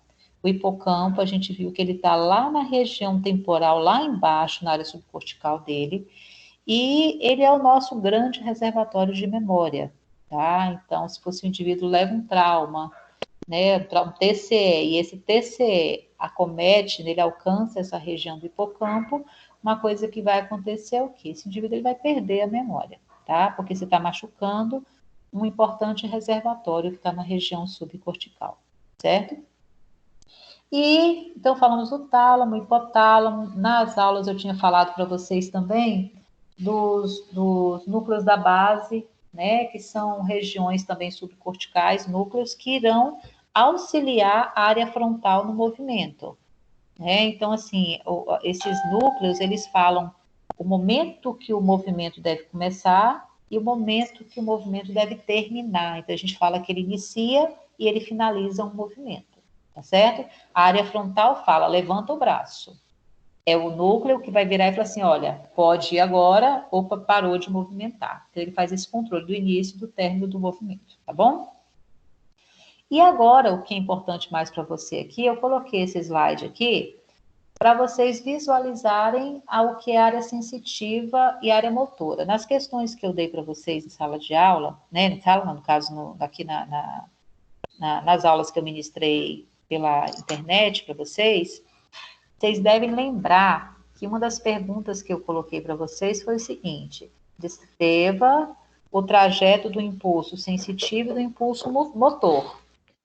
Então, se você olhar para esse desenho aqui, vocês conseguem acompanhar o que eu estou fazendo com o mouse aqui? Conseguem? Sim ou não? Acho que não. Acho que não. Não conseguem. Peraí, gente, só um minutinho. Só um minutinho que o celular trocou aqui, tá? Peraí, só um minutinho. Jennifer, eu tô dando aula, daqui a pouco eu te ligo, tá? Quando você pega, por exemplo, o impulso que ele é sensitivo, acompanha pela cor. Acompanha pela cor aqui que eu vou fazer. Lá em cima no cérebro, vocês estão vendo o rosa escuro, né? Então, observa que essa informação, ela parte lá de cima, agora ela vai descer, ela está descendo. Quando chega no bulbo, não sei se vocês lembram, eu falei que no bulbo tem um local onde as informações cruzam, ela vai para o outro lado da medula, a gente chama de decussação das pirâmides. Então, essa informação foi para o outro lado da medula, e ali ela vai descer pela medula, observa que ela está descendo, epa, chegou aqui no finalzinho da medula. Se vocês observarem, tem como se fosse um H, uma letra H, parece uma borboleta no final da medula. A gente chama de H medular. Nesse H, na região anterior dele, que a gente chama de corno anterior, O impulso que veio lá de cima, ele vai sair da medula por aqui, ele vai, continue acompanhando o desenho, tá? Observa que agora você forma como se fosse um rabinho para fora da medula. Esse rabinho é o que a gente chama de nervo periférico, ok? Então, voltando no desenho de cima, do córtex lá de cima até a tua medula, a gente tem o primeiro neurônio motor. Da medula até o seu nervo, lá terminando no músculo, você tem o segundo neurônio motor, ok? Então, o trajeto motor seria: o impulso sai lá do córtex frontal, da área motora, desce até a medula, da medula encontra um segundo neurônio que está no nervo, e a partir daí esse impulso ele vai para o nosso músculo, para o músculo conseguir movimentar, certo? E o impulso sensitivo é ao contrário. Ele parte lá de baixo, lá da periferia da sua pele, ele vem pelo nervo, esse já é em cinza. Observem que ele está em cinza, partindo lá de baixo, agora é de baixo para cima. Então, aqui você tem o primeiro neurônio sensitivo, que está formando o nervo. Do primeiro sensitivo, ele entra pela medula, só que não pela parte de cima, da frente, pela parte de trás da medula, corpo posterior. E dali ele sobe pela medula até chegar na área que é responsável por interpretar os impulsos sensitivos, que seria aquela região que a gente viu, que é a área parietal, tá? Então, você no impulso sensitivo, você teria no nervo o primeiro neurônio sensitivo. Na medula, em direção ao seu cérebro, você tem o segundo neurônio sensitivo. Então, esse é o trajeto da via motora, que é o que está em rosa, e esse é o trajeto da via sensitiva, que está em cinza. Tá bom? Tudo bem? E agora, no próximo slide que eu coloquei para vocês, eu coloquei um arco reflexo. Como é que é esse arco reflexo aqui? Do tipo, alguém pegou um martelinho e deu lá no meu tendão do joelho. O que acontece com o joelho da gente? Estica sem você querer. Ou seja, eu dei um estímulo, agora eu vou dar uma resposta, mesmo não querendo. Ou então, eu estou aqui parada, alguém vai e queima o meu braço com um cigarro. Reflexamente, o que você faz? Você tira o braço e depois que você vai tomar consciência que alguém te queimou. Certo? Então, foi um movimento reflexo, um movimento que você fez sem perceber que você estava fazendo. Por que você não percebe, só vai perceber depois? Porque o arco reflexo é o estímulo que está batendo na sua medula e voltando. Bateu na medula e voltou. Então, se você observar aqui pelo desenho, você vai ver o seguinte: quem sentiu aqui nesse desenho? O rosa sentiu, o neurônio sensitivo sentiu, foi até a sua medula. Observa que lá dentro da medula tem um neurônio bem pequenininho em verde, a gente chama de neurônio de associação, eu falei dele para você. Desse neurônio de associação, o impulso ele vai agora voltar por esse verde maior, que é o neurônio motor. Então, observa, primeiro o neurônio sensitivo captou, mandou para o neurônio de associação dentro da medula, e esse neurônio de associação vai dar uma resposta através de um neurônio motor, que é esse segundo agora. Então, o sentido é a resposta.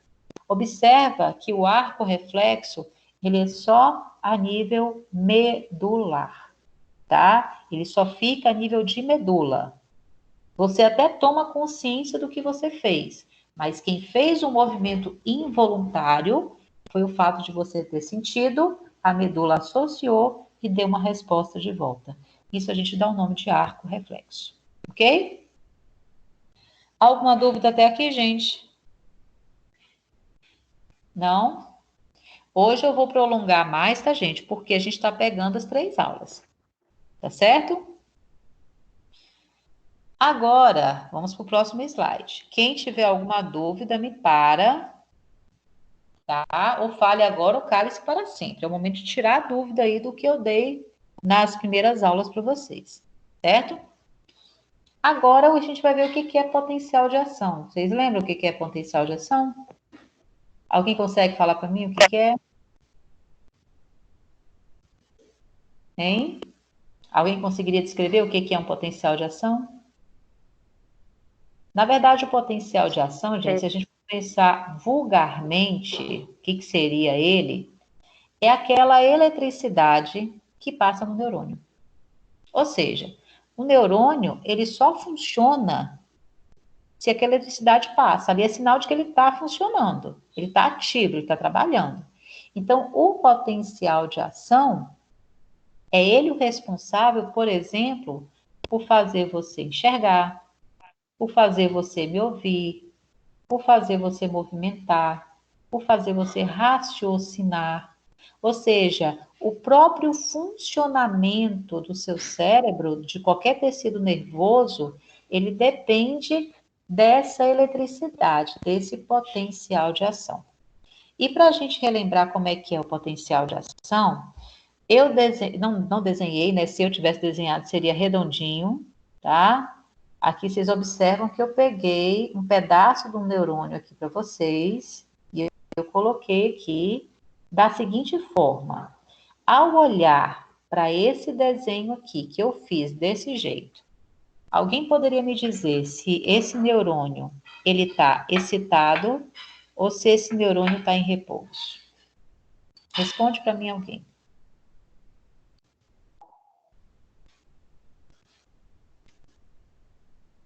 Só vou continuar se alguém me responder se esse neurônio ele está em repouso do jeito que ele está aí ou se ele está excitado.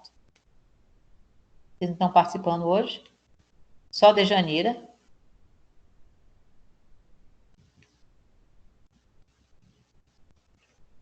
Ele estaria excitado, professora? Por que você acha que ele está excitado? Não, mas tá tranquilo. Por que você acha que ele está excitado? Olha, eu acredito porque se a gente analisar na imagem, mostra que só tem carga positiva, ambos os lados. Seria isso? Mas olha só, o positivo, quando ele está excitado, ele está dentro ou ele está fora da célula? Você lembra daquela aula? Ah, tá. Eu tô vendo ele tá fora. Você está vendo? Aonde está o positivo? Está dentro ou está fora? Fora. Tá fora, tá, Matheus? Dentro tá como, Matheus? Dentro tá negativo. Lembra? Exato. Então, a gente estudou que quando dentro tá negativo e fora tá positivo, como é que está a célula, Matheus? Tá como? Tá em repouso. Tá em repouso. Lembra disso? Tá? A outra coisa que me prova que a célula tá em repouso. Aonde está o sódio? Está fora ou está dentro? Fora. Sódio está fora. Lembram? Aonde está o potássio? Dentro. O K+, está dentro. Então, mais um sinal de que essa célula está em repouso. Certo? Agora, o que eu vou fazer? Eu vou futucar essa célula. Eu vou futucar. Na hora que eu futuco, que eu estimulo, que eu faço uma sinapse nela, o que vai acontecer com essa célula? Observa aqui que eu coloquei a célula no número 1, de um jeito número 1 e de um jeito número 2. Então, vocês concordam comigo que esse neurônio, na situação 1, está em repouso? Sim ou não? Sim, não é isso? Sim. Por que ele está em repouso? Sim. Dentro, negativo, igual à figura anterior. Sim. E fora, positivo. Só que o que eu vou fazer com esse neurônio agora? Eu vou abrir o portão do sódio para o sódio entrar. Então, vamos voltar à situação anterior. Se eu abrir aqui o portão do sódio para o sódio entrar, ele vai trazer para dentro da célula qual carga? Qual carga? Positiva ou negativa? Negativa. Olha só, em cima do Na+, qual é a carga que tem? Positiva ou negativa? Positiva. Positiva. Então, Se quando eu ela entrar, abro vai a continuar, porta, exato. Se eu abro a porta para ela entrar na célula, ela está do lado de fora. O mais dela do lado de fora. Se eu abro a porta para ela entrar, ele vai trazer esse mais para onde? Para dentro. Concorda? Concorda? Concordo. Então, veja o desenho que vai fazer agora. Ela estava na situação 1, assim. Quando eu deixei o sódio entrar na célula, ela passou para qual situação agora, a célula? Continuou na situação 1 ou agora está na situação 2? O que vocês acham? Repete aí de novo, professora, eu não entendi. Olha só, antes o neurônio estava na situação 1, antes do sódio entrar. Certo? Falhou. Só que agora a gente Falhou vai aqui. deixar agora o Na+ entrar, o sódio entrar. Quando ele entrou na célula, a célula passa para a situação número 2 agora. Como é que ela fica? Despolarizada. Ou seja, ela fica agora positiva dentro e negativa fora. Entenderam, gente? Peraí. Depois que o positivo entra, o negativo sai? Esatamente. Porque eu estou botando o Na+ para dentro. Quando o mais do sódio entra, aonde ele for, ele vai levar a carga positiva dele. Aí vai trocar. Do lado de fora agora fica negativo e do lado de dentro fica positivo. Entendeu? Entendi. Então, na Invertido. prova, vocês podem ter certeza que eu vou perguntar para vocês. A que se deve a despolarização? Aí eu te pergunto agora, a que se deve a despolarização? Estou aguardando a resposta. A que se deve a despolarização? Bora, Matheus. Eu tô lembrando mais ou menos, mas não... Bora. Matheus, Ayana, Bianca. Bora lá, potencial Caio. de ação? A que se deve a despolarização? A que se deve a carga ter mudado de negativa dentro para positiva? O que causou essa mudança da carga? Bora, Daniele. Bora, Eduarda. Despolarização. Evelyn, bora. Franciele, responde. Bora, Givanessa. A que se deve a despolarização, gente? Por que ficou positivo dentro, gente? Vai, Luana. A que se deve a despolarização, gente? Por que dentro ficou positivo, gente? Quem entrou? Ferrou. Quem Na. entrou, gente? Na. O Na não é positivo? Sim. Então não foi a entrada do Na que fez dentro ficar positivo? Isso. Não foi? Então, se eu vou e coloco para você, a que se deve essa mudança de carga? A que se deve a despolarização? A entrada de quem? Entrada de Na. De Na. No neurônio. A entrada do Na. Do Na na célula. A entrada do sódio na célula. O sódio não é positivo? Você botou esse positivo para dentro agora. Então, dentro, quando fica positivo, para dentro. Facinho demais. Gente, vocês não estão acreditando que é fácil assim. O problema é esse. Aí, beleza. Né? Aí, beleza. Tá nessa situação 2. Ou seja, o Na que estava fora, agora ele está aqui dentro. Está aqui dentro. Peraí, vamos lá. O Na está aqui dentro. Certo? Só que tem um detalhe. Vamos voltar naquele outro desenho. Observa. Aqui, antes, ele ainda estava lá fora. Só que agora ele entrou. Na hora que ele entra, quem que ele encontra lá dentro que não gosta dele? Olha o desenho e me fala.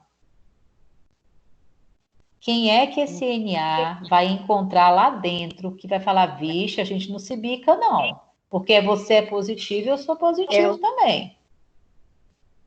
Quem é? Aí ele vai encontrar vai passar a ser negativo.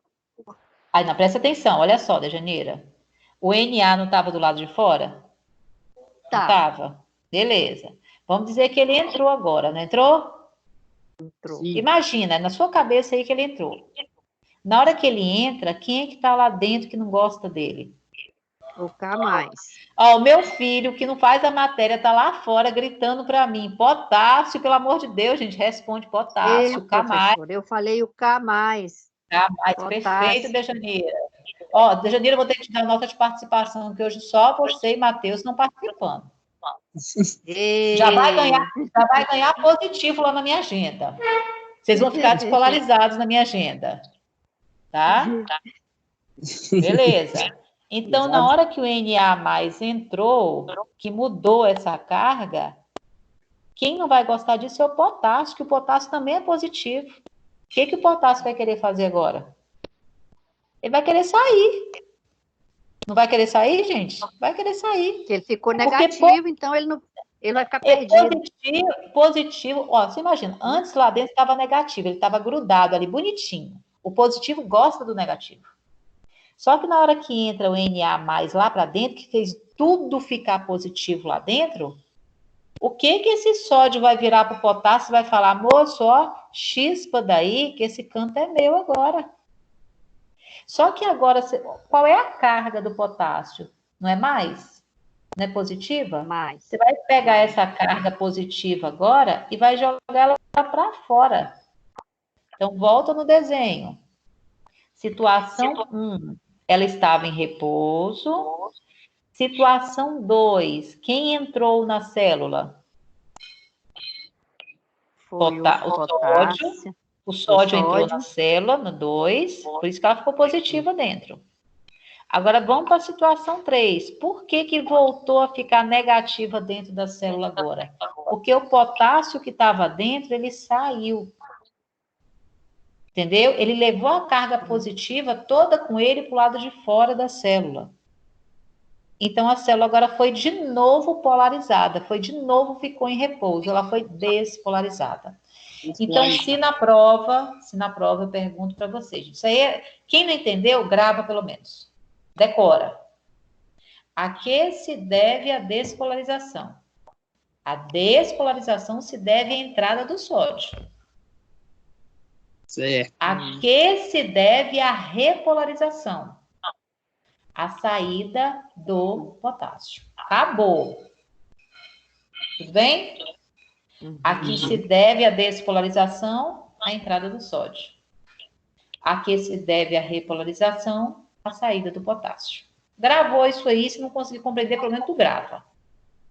Tá? Porque isso aí pode ter certeza que, de alguma forma, eu vou pedir isso aí para vocês na prova.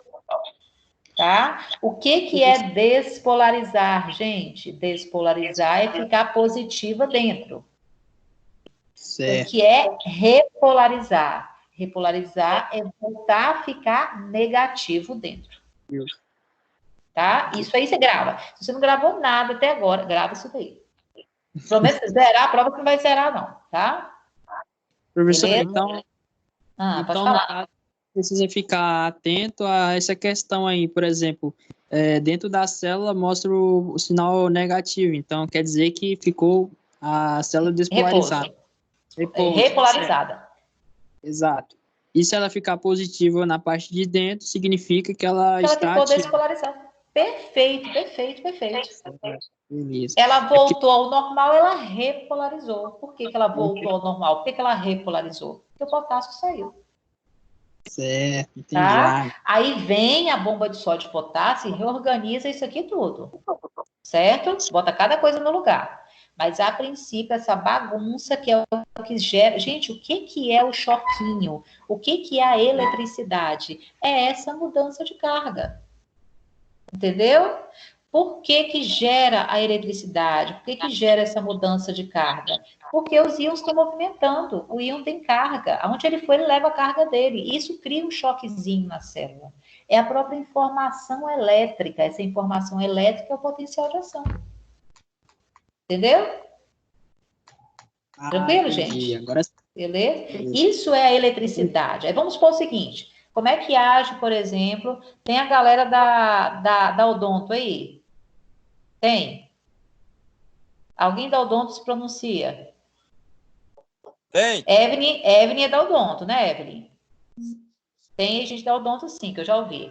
Aí, o que acontece? Como é que age, por exemplo, um anestésico? Você vai anestesiar o dente do cara e você não quer que o cara sinta nada na hora que você está anestesiando. O remedinho que você foi lá e aplicou, o anestésico, o que ele vai fazer? A gente não viu que para a célula ser excitada, para você sentir, tem que ter entrada do sódio? Então, o que o anestésico vem aqui e faz? Ele tranca essas portas do sódio e não deixa o sódio entrar na sua célula. Se o sódio não entra na sua célula, tem como a célula ficar positiva dentro, gente? Não tem.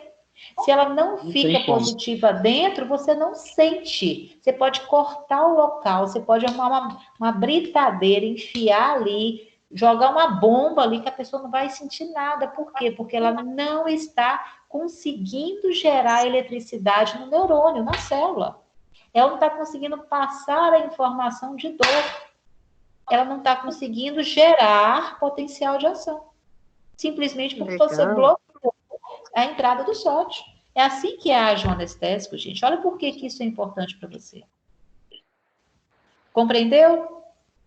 Tranquilo? Entendi. Espero que sim. Entendi. Porque isso aqui que eu estou dando para vocês, gente, não estou explicando só porque é bonito, porque tem que dar. Eu tenho que achar aplicabilidade para isso aqui.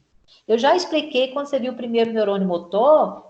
Cara, hoje você agora já consegue entender, se você aprendeu a aula, aproveitou a aula, por que às vezes você encontra alguém que sofreu um derrame na rua que está assim, primeiro neurônio motor foi lesado.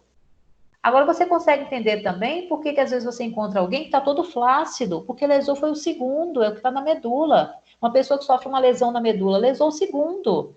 O braço dele não vai ficar assim, o local vai ficar todo flácido, todo molengão.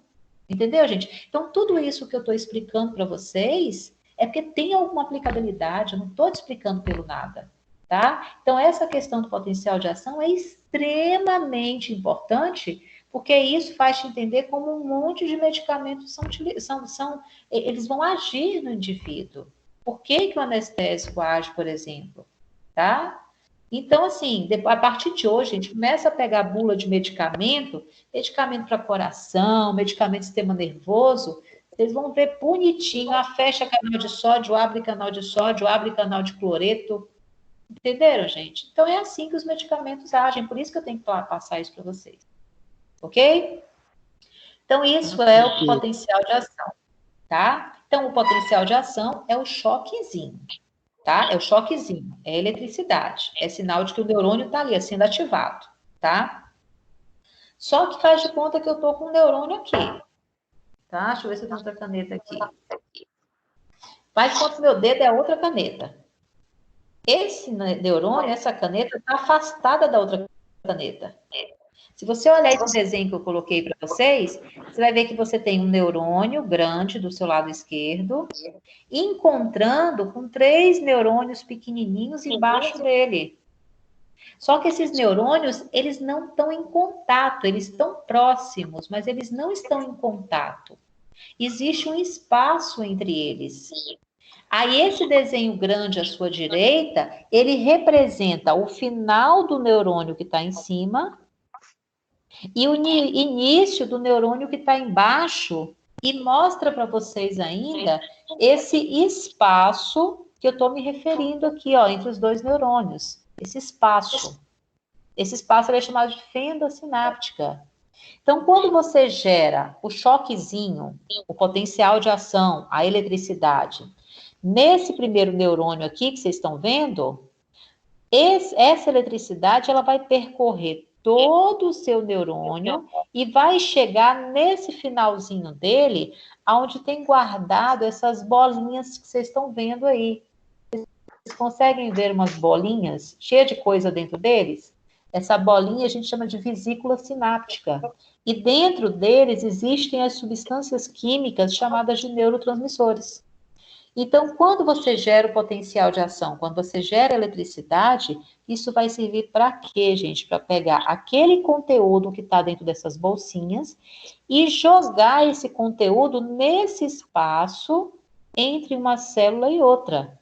Se você jogou a substância química ali, o neurotransmissor ali, significa que o neurônio que está mais abaixo aí na figura, ele vai conseguir captar aquela substância química.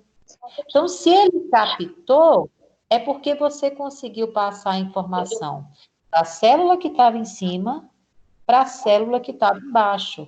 Isso a gente dá o nome de sinapse. Então, o que é sinapse? Sinapse é que eu consigo comunicar duas células, tá? Pode ser um neurônio com outro neurônio, pode ser um neurônio com um músculo, por exemplo, tá? Mas eu estou comunicando duas células.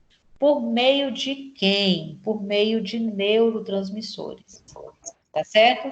Na aula que eu dei para vocês, na aula passada, que eu falei de sistema nervoso autônomo, a gente viu vários tipos de neurotransmissores. Falei para vocês da adrenalina, falei para vocês da noradrenalina, falei para vocês da acetilcolina, mas eu poderia citar vários aqui.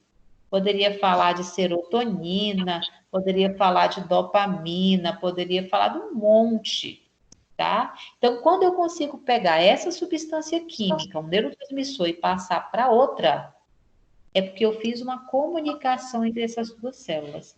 E isso a gente dá o nome de sinapse. Tudo bem? Aí, essa segunda célula, na hora que ela recebe essa substância química, duas coisas podem acontecer com ela, com essa célula que está mais abaixo. Ou você pode excitar essa segunda célula, ou seja, você pode gerar um potencial de ação nela também, ou você pode inibir essa segunda célula. Tá? Você pode dificultar de gerar um potencial de ação, você pode inibir. Você quer ver uma situação que vocês viram isso na aula passada? Faz de conta que a minha primeira célula seja o neurônio. Faz de conta que essa segunda célula aqui seja o coração. Então, eu vou fazer uma sinapse entre o neurônio e o coração. Vamos dizer que daqui para cá, eu joguei uma substância chamada de adrenalina. O que essa adrenalina vai fazer com o meu coração?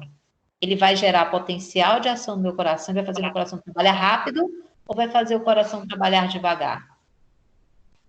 E mais rápido.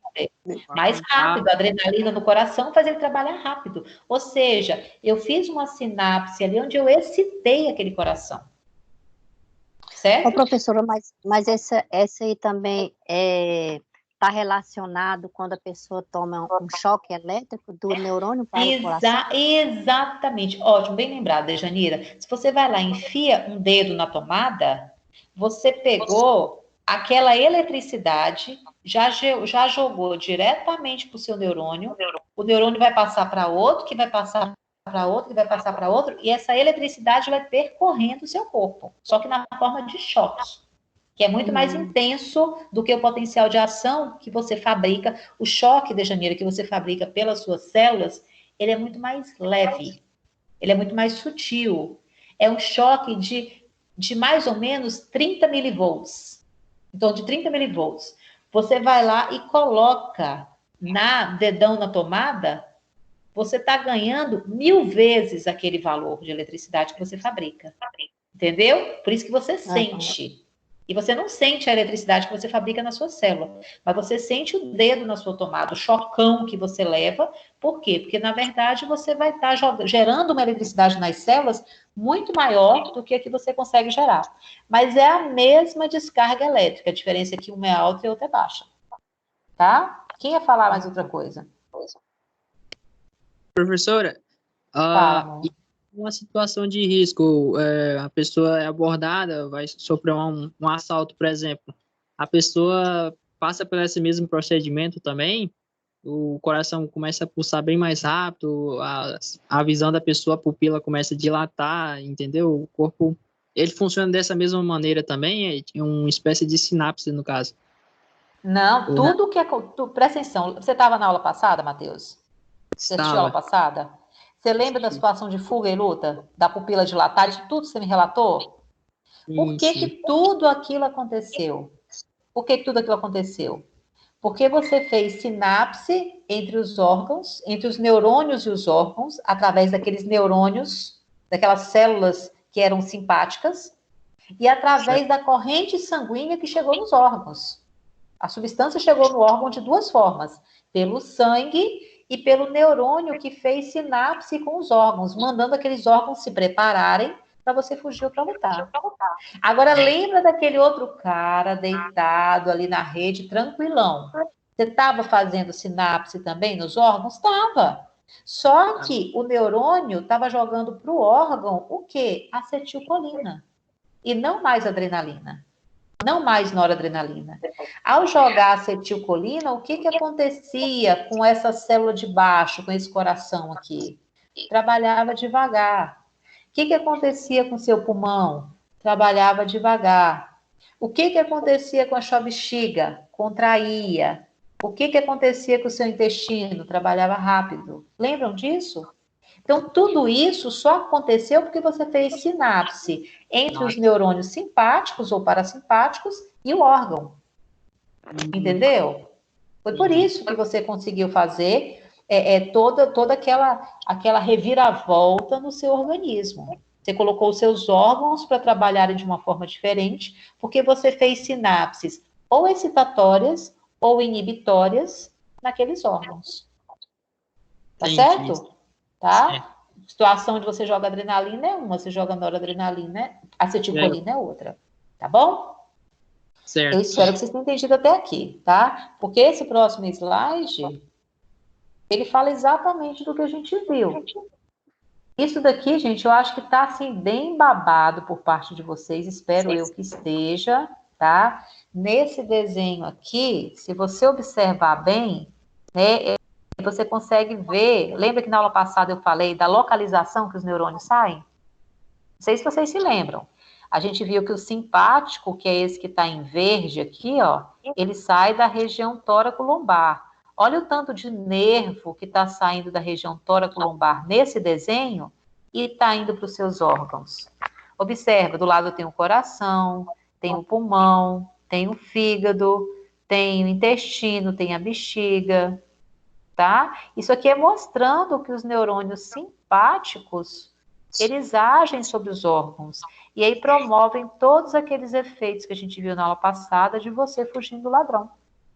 Enquanto que se você olhar do outro lado, do seu lado agora esquerdo, vocês vão ver neurônios que estão saindo de rosa, de onde? Da região do tronco encefálico, certo? E estão saindo do final da sua região lombar.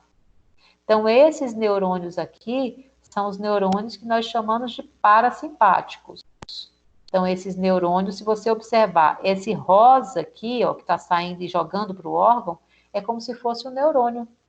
Então, esse neurônio está jogando na pupila acetilcolina, está jogando na glândula salivar acetilcolina, está jogando no pulmão acetilcolina, está jogando no coração acetilcolina, tá? Está fazendo sinapses com os órgãos. Entenderam, professora, gente? então, no momento do sinapse, pode ter momento que pode ser ter o contato de todos os órgãos, né? Pode. Você pode ou estimular todos eles de vez, ou você pode estimular um por vez, vai depender. Então, veja bem, Dejanira, para você fazer o seu cérebro funcionar, tá tendo sinapse aqui dentro.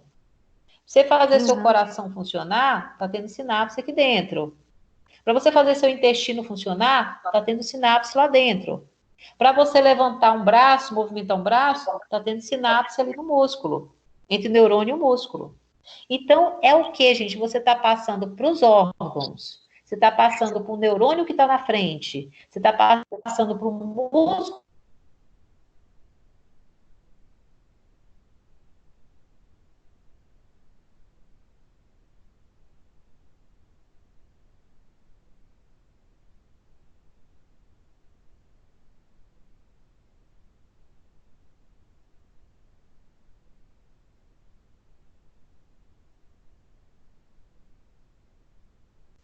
Entenderam? Entendi.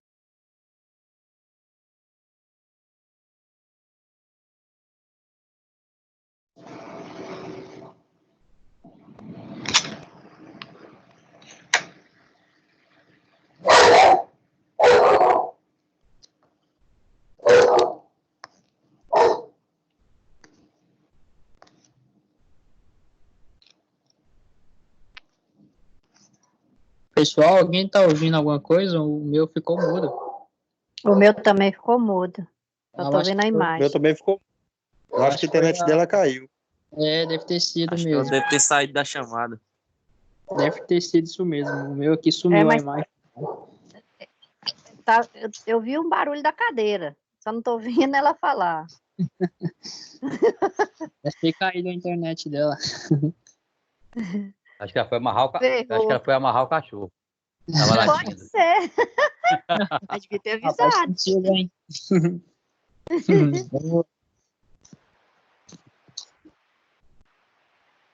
Vamos esperar um pouco, né? Vamos aguardar um pouco. Ela deve estar resolvendo lá. É mais provável que tenha sido a internet dela mesmo. Também acho. E aí, galera, vocês estão conseguindo acompanhar esse assunto maneiro? Só eu fiquei perdido um pouco. E eu pensando que era muito ruim. É um assunto que a gente não deixa de ficar perdido em muitas coisas, né? É muita coisa, muita informação. Os nomes bem complexos, né? Isso, eu acho que a gente tem que. Eu mesmo estou anotando aqui o nome das coisas difíceis que ela fala aí, para mim depois ir pesquisando, porque se a gente ficar só nesse vídeo aí, a gente pode se perder, né? Perde mesmo, É, realmente. isso. Quem entendeu bem aí a do sódio e o é o que o sódio e o outro? Hã? O sódio, Potássio. O sódio e o potássio. sódio, O meu faltou, cortou na hora. o sódio quando ele tá fora, ele tá o sinal de mais, aí ele se torna o Sódio. positivo. É o positivo Isso. sódio. Aí o que está Isso. dentro, o K mais é o potássio. É o potássio, Então, ele é negativo. Negativo. Quando- Até então, quando- os dois são positivos, né? Quando o sódio entra na célula, aí o K mais sai. Não, quando ele o está sódio- dentro, ele está negativo. Ele está negativo dentro e fora positivo. Quando o sódio entra, aí é que ele passa a ser todo positivo. Não, quando ele está dentro, ele está positivo. Os dois estão Então, positivos. quando ele tá... Aí depois aquela potássio carga, está dentro. o que eu entendi é que a carga positiva, a carga negativa sai. Fica só o positivo. Não, mas ela só é negativa depois que ela está fora, depois que ela sai. E quando ela está Então. dentro, ela está sendo positiva. Aí o sódio entra na célula, aí o K mais, que está positivo, ele sai e se torna negativo, por ele estar fora da célula. Exatamente. Né? Que aí faz a mesmo. polarização. Eu acho mais ou menos isso. Sim, exato. Tem que ficar atento àquele slide que ele mostra Agora é porque sumiu aqui para mim, mas tem um slide que mostra a célula por dentro tem negativo e a outra etapa, tipo a 2, é positivo, entendeu? Tem que ficar atento a essa questão. Uhum. Pode ficar ligado nisso aí. E outra coisa também que a gente deve decorar também é a polarização e a despolarização. A polarização e despolarização. Isso. Acho que quando isso ele faz aí a despolarização, aí depois ele volta a fazer a polarização. Polarização. Ele fala despolarização, depois ele faz a polarização. A polarização é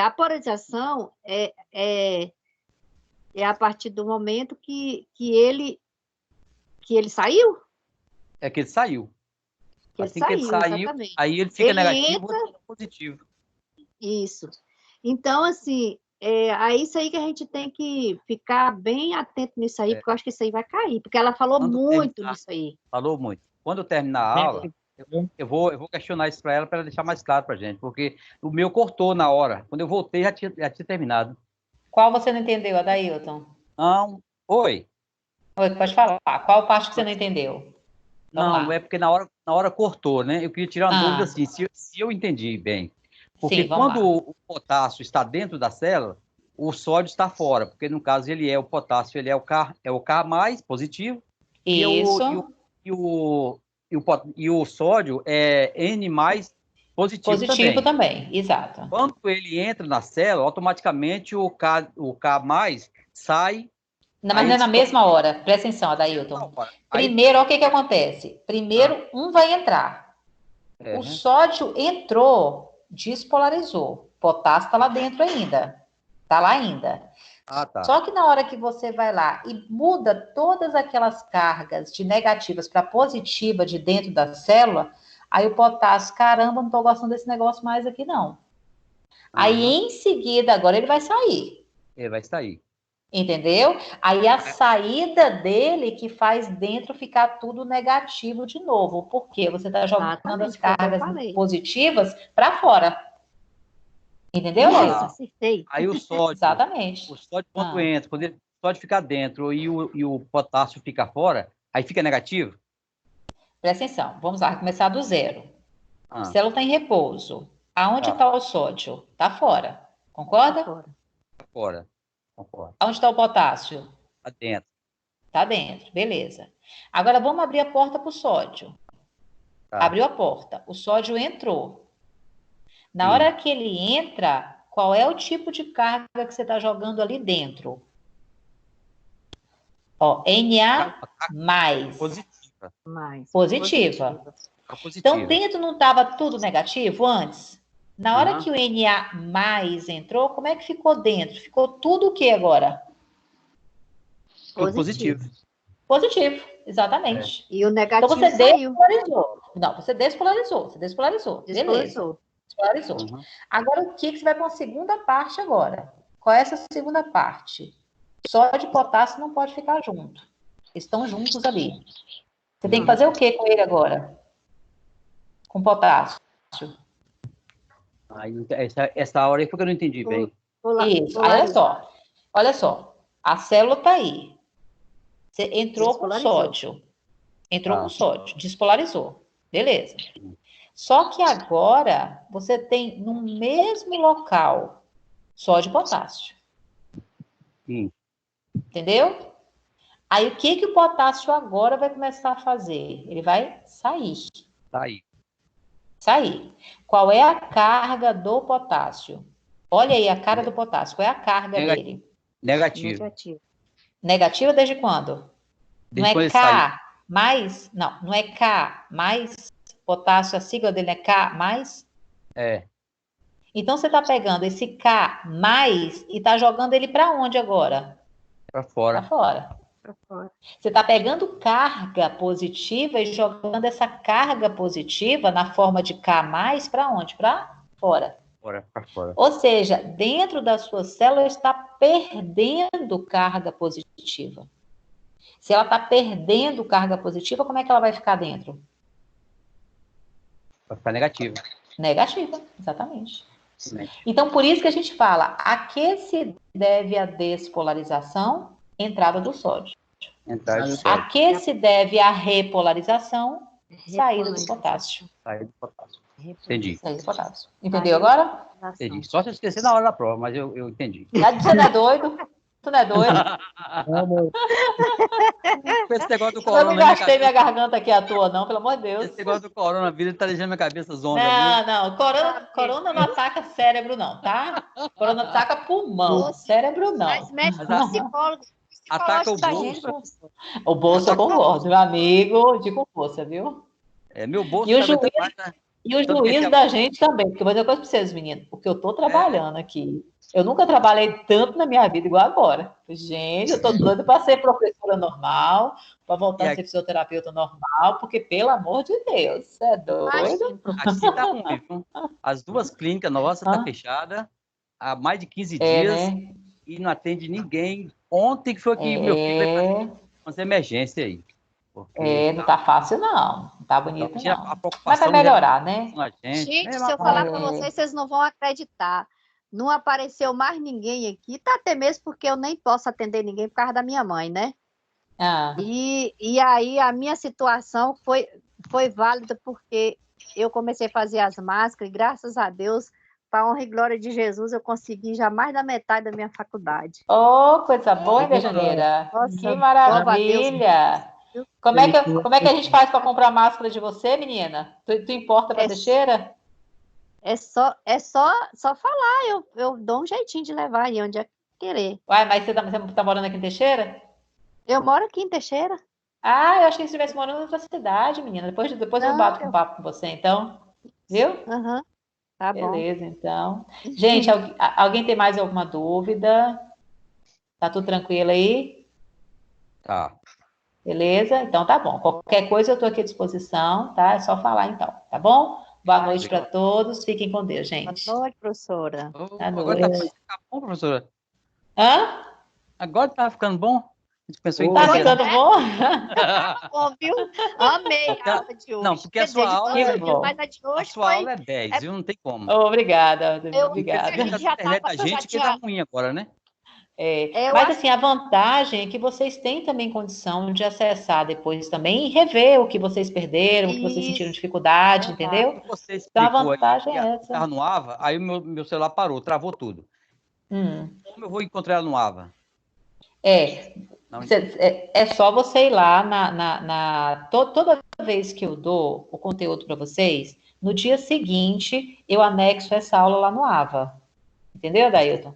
Eu postado pelo. posto lá. Aí você Ah, vai, tá. por exemplo, se essa aula de hoje é a número 8. Então, Tá. hoje ele baixa isso aqui para mim, amanhã me disponibiliza, aí eu lanço no YouTube, né? Eu gero um endereço e amanhã eu já coloco lá para vocês. Até à tarde, esse endereço dessa aula de hoje já vai estar lá referente à aula número 8. É, porque a outra eu Legal. procurei e não encontrei, não, em lugar nenhum.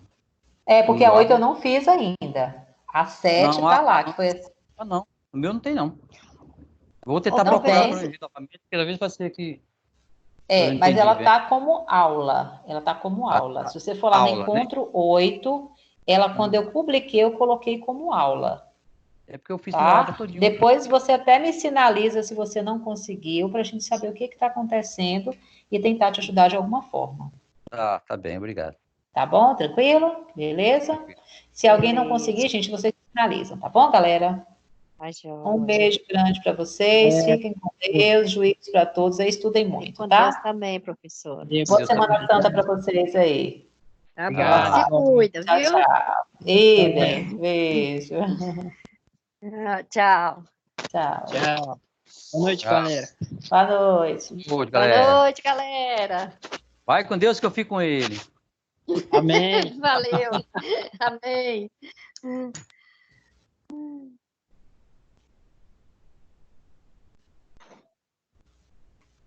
Ai. Nossa, nós estamos estudando sobre cérebro, mas esse de cada nome. Ela saiu, esqueceu de desligar.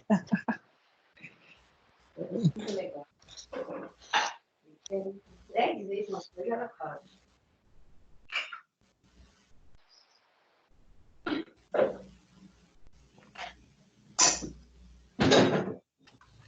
Minha mãe não assim que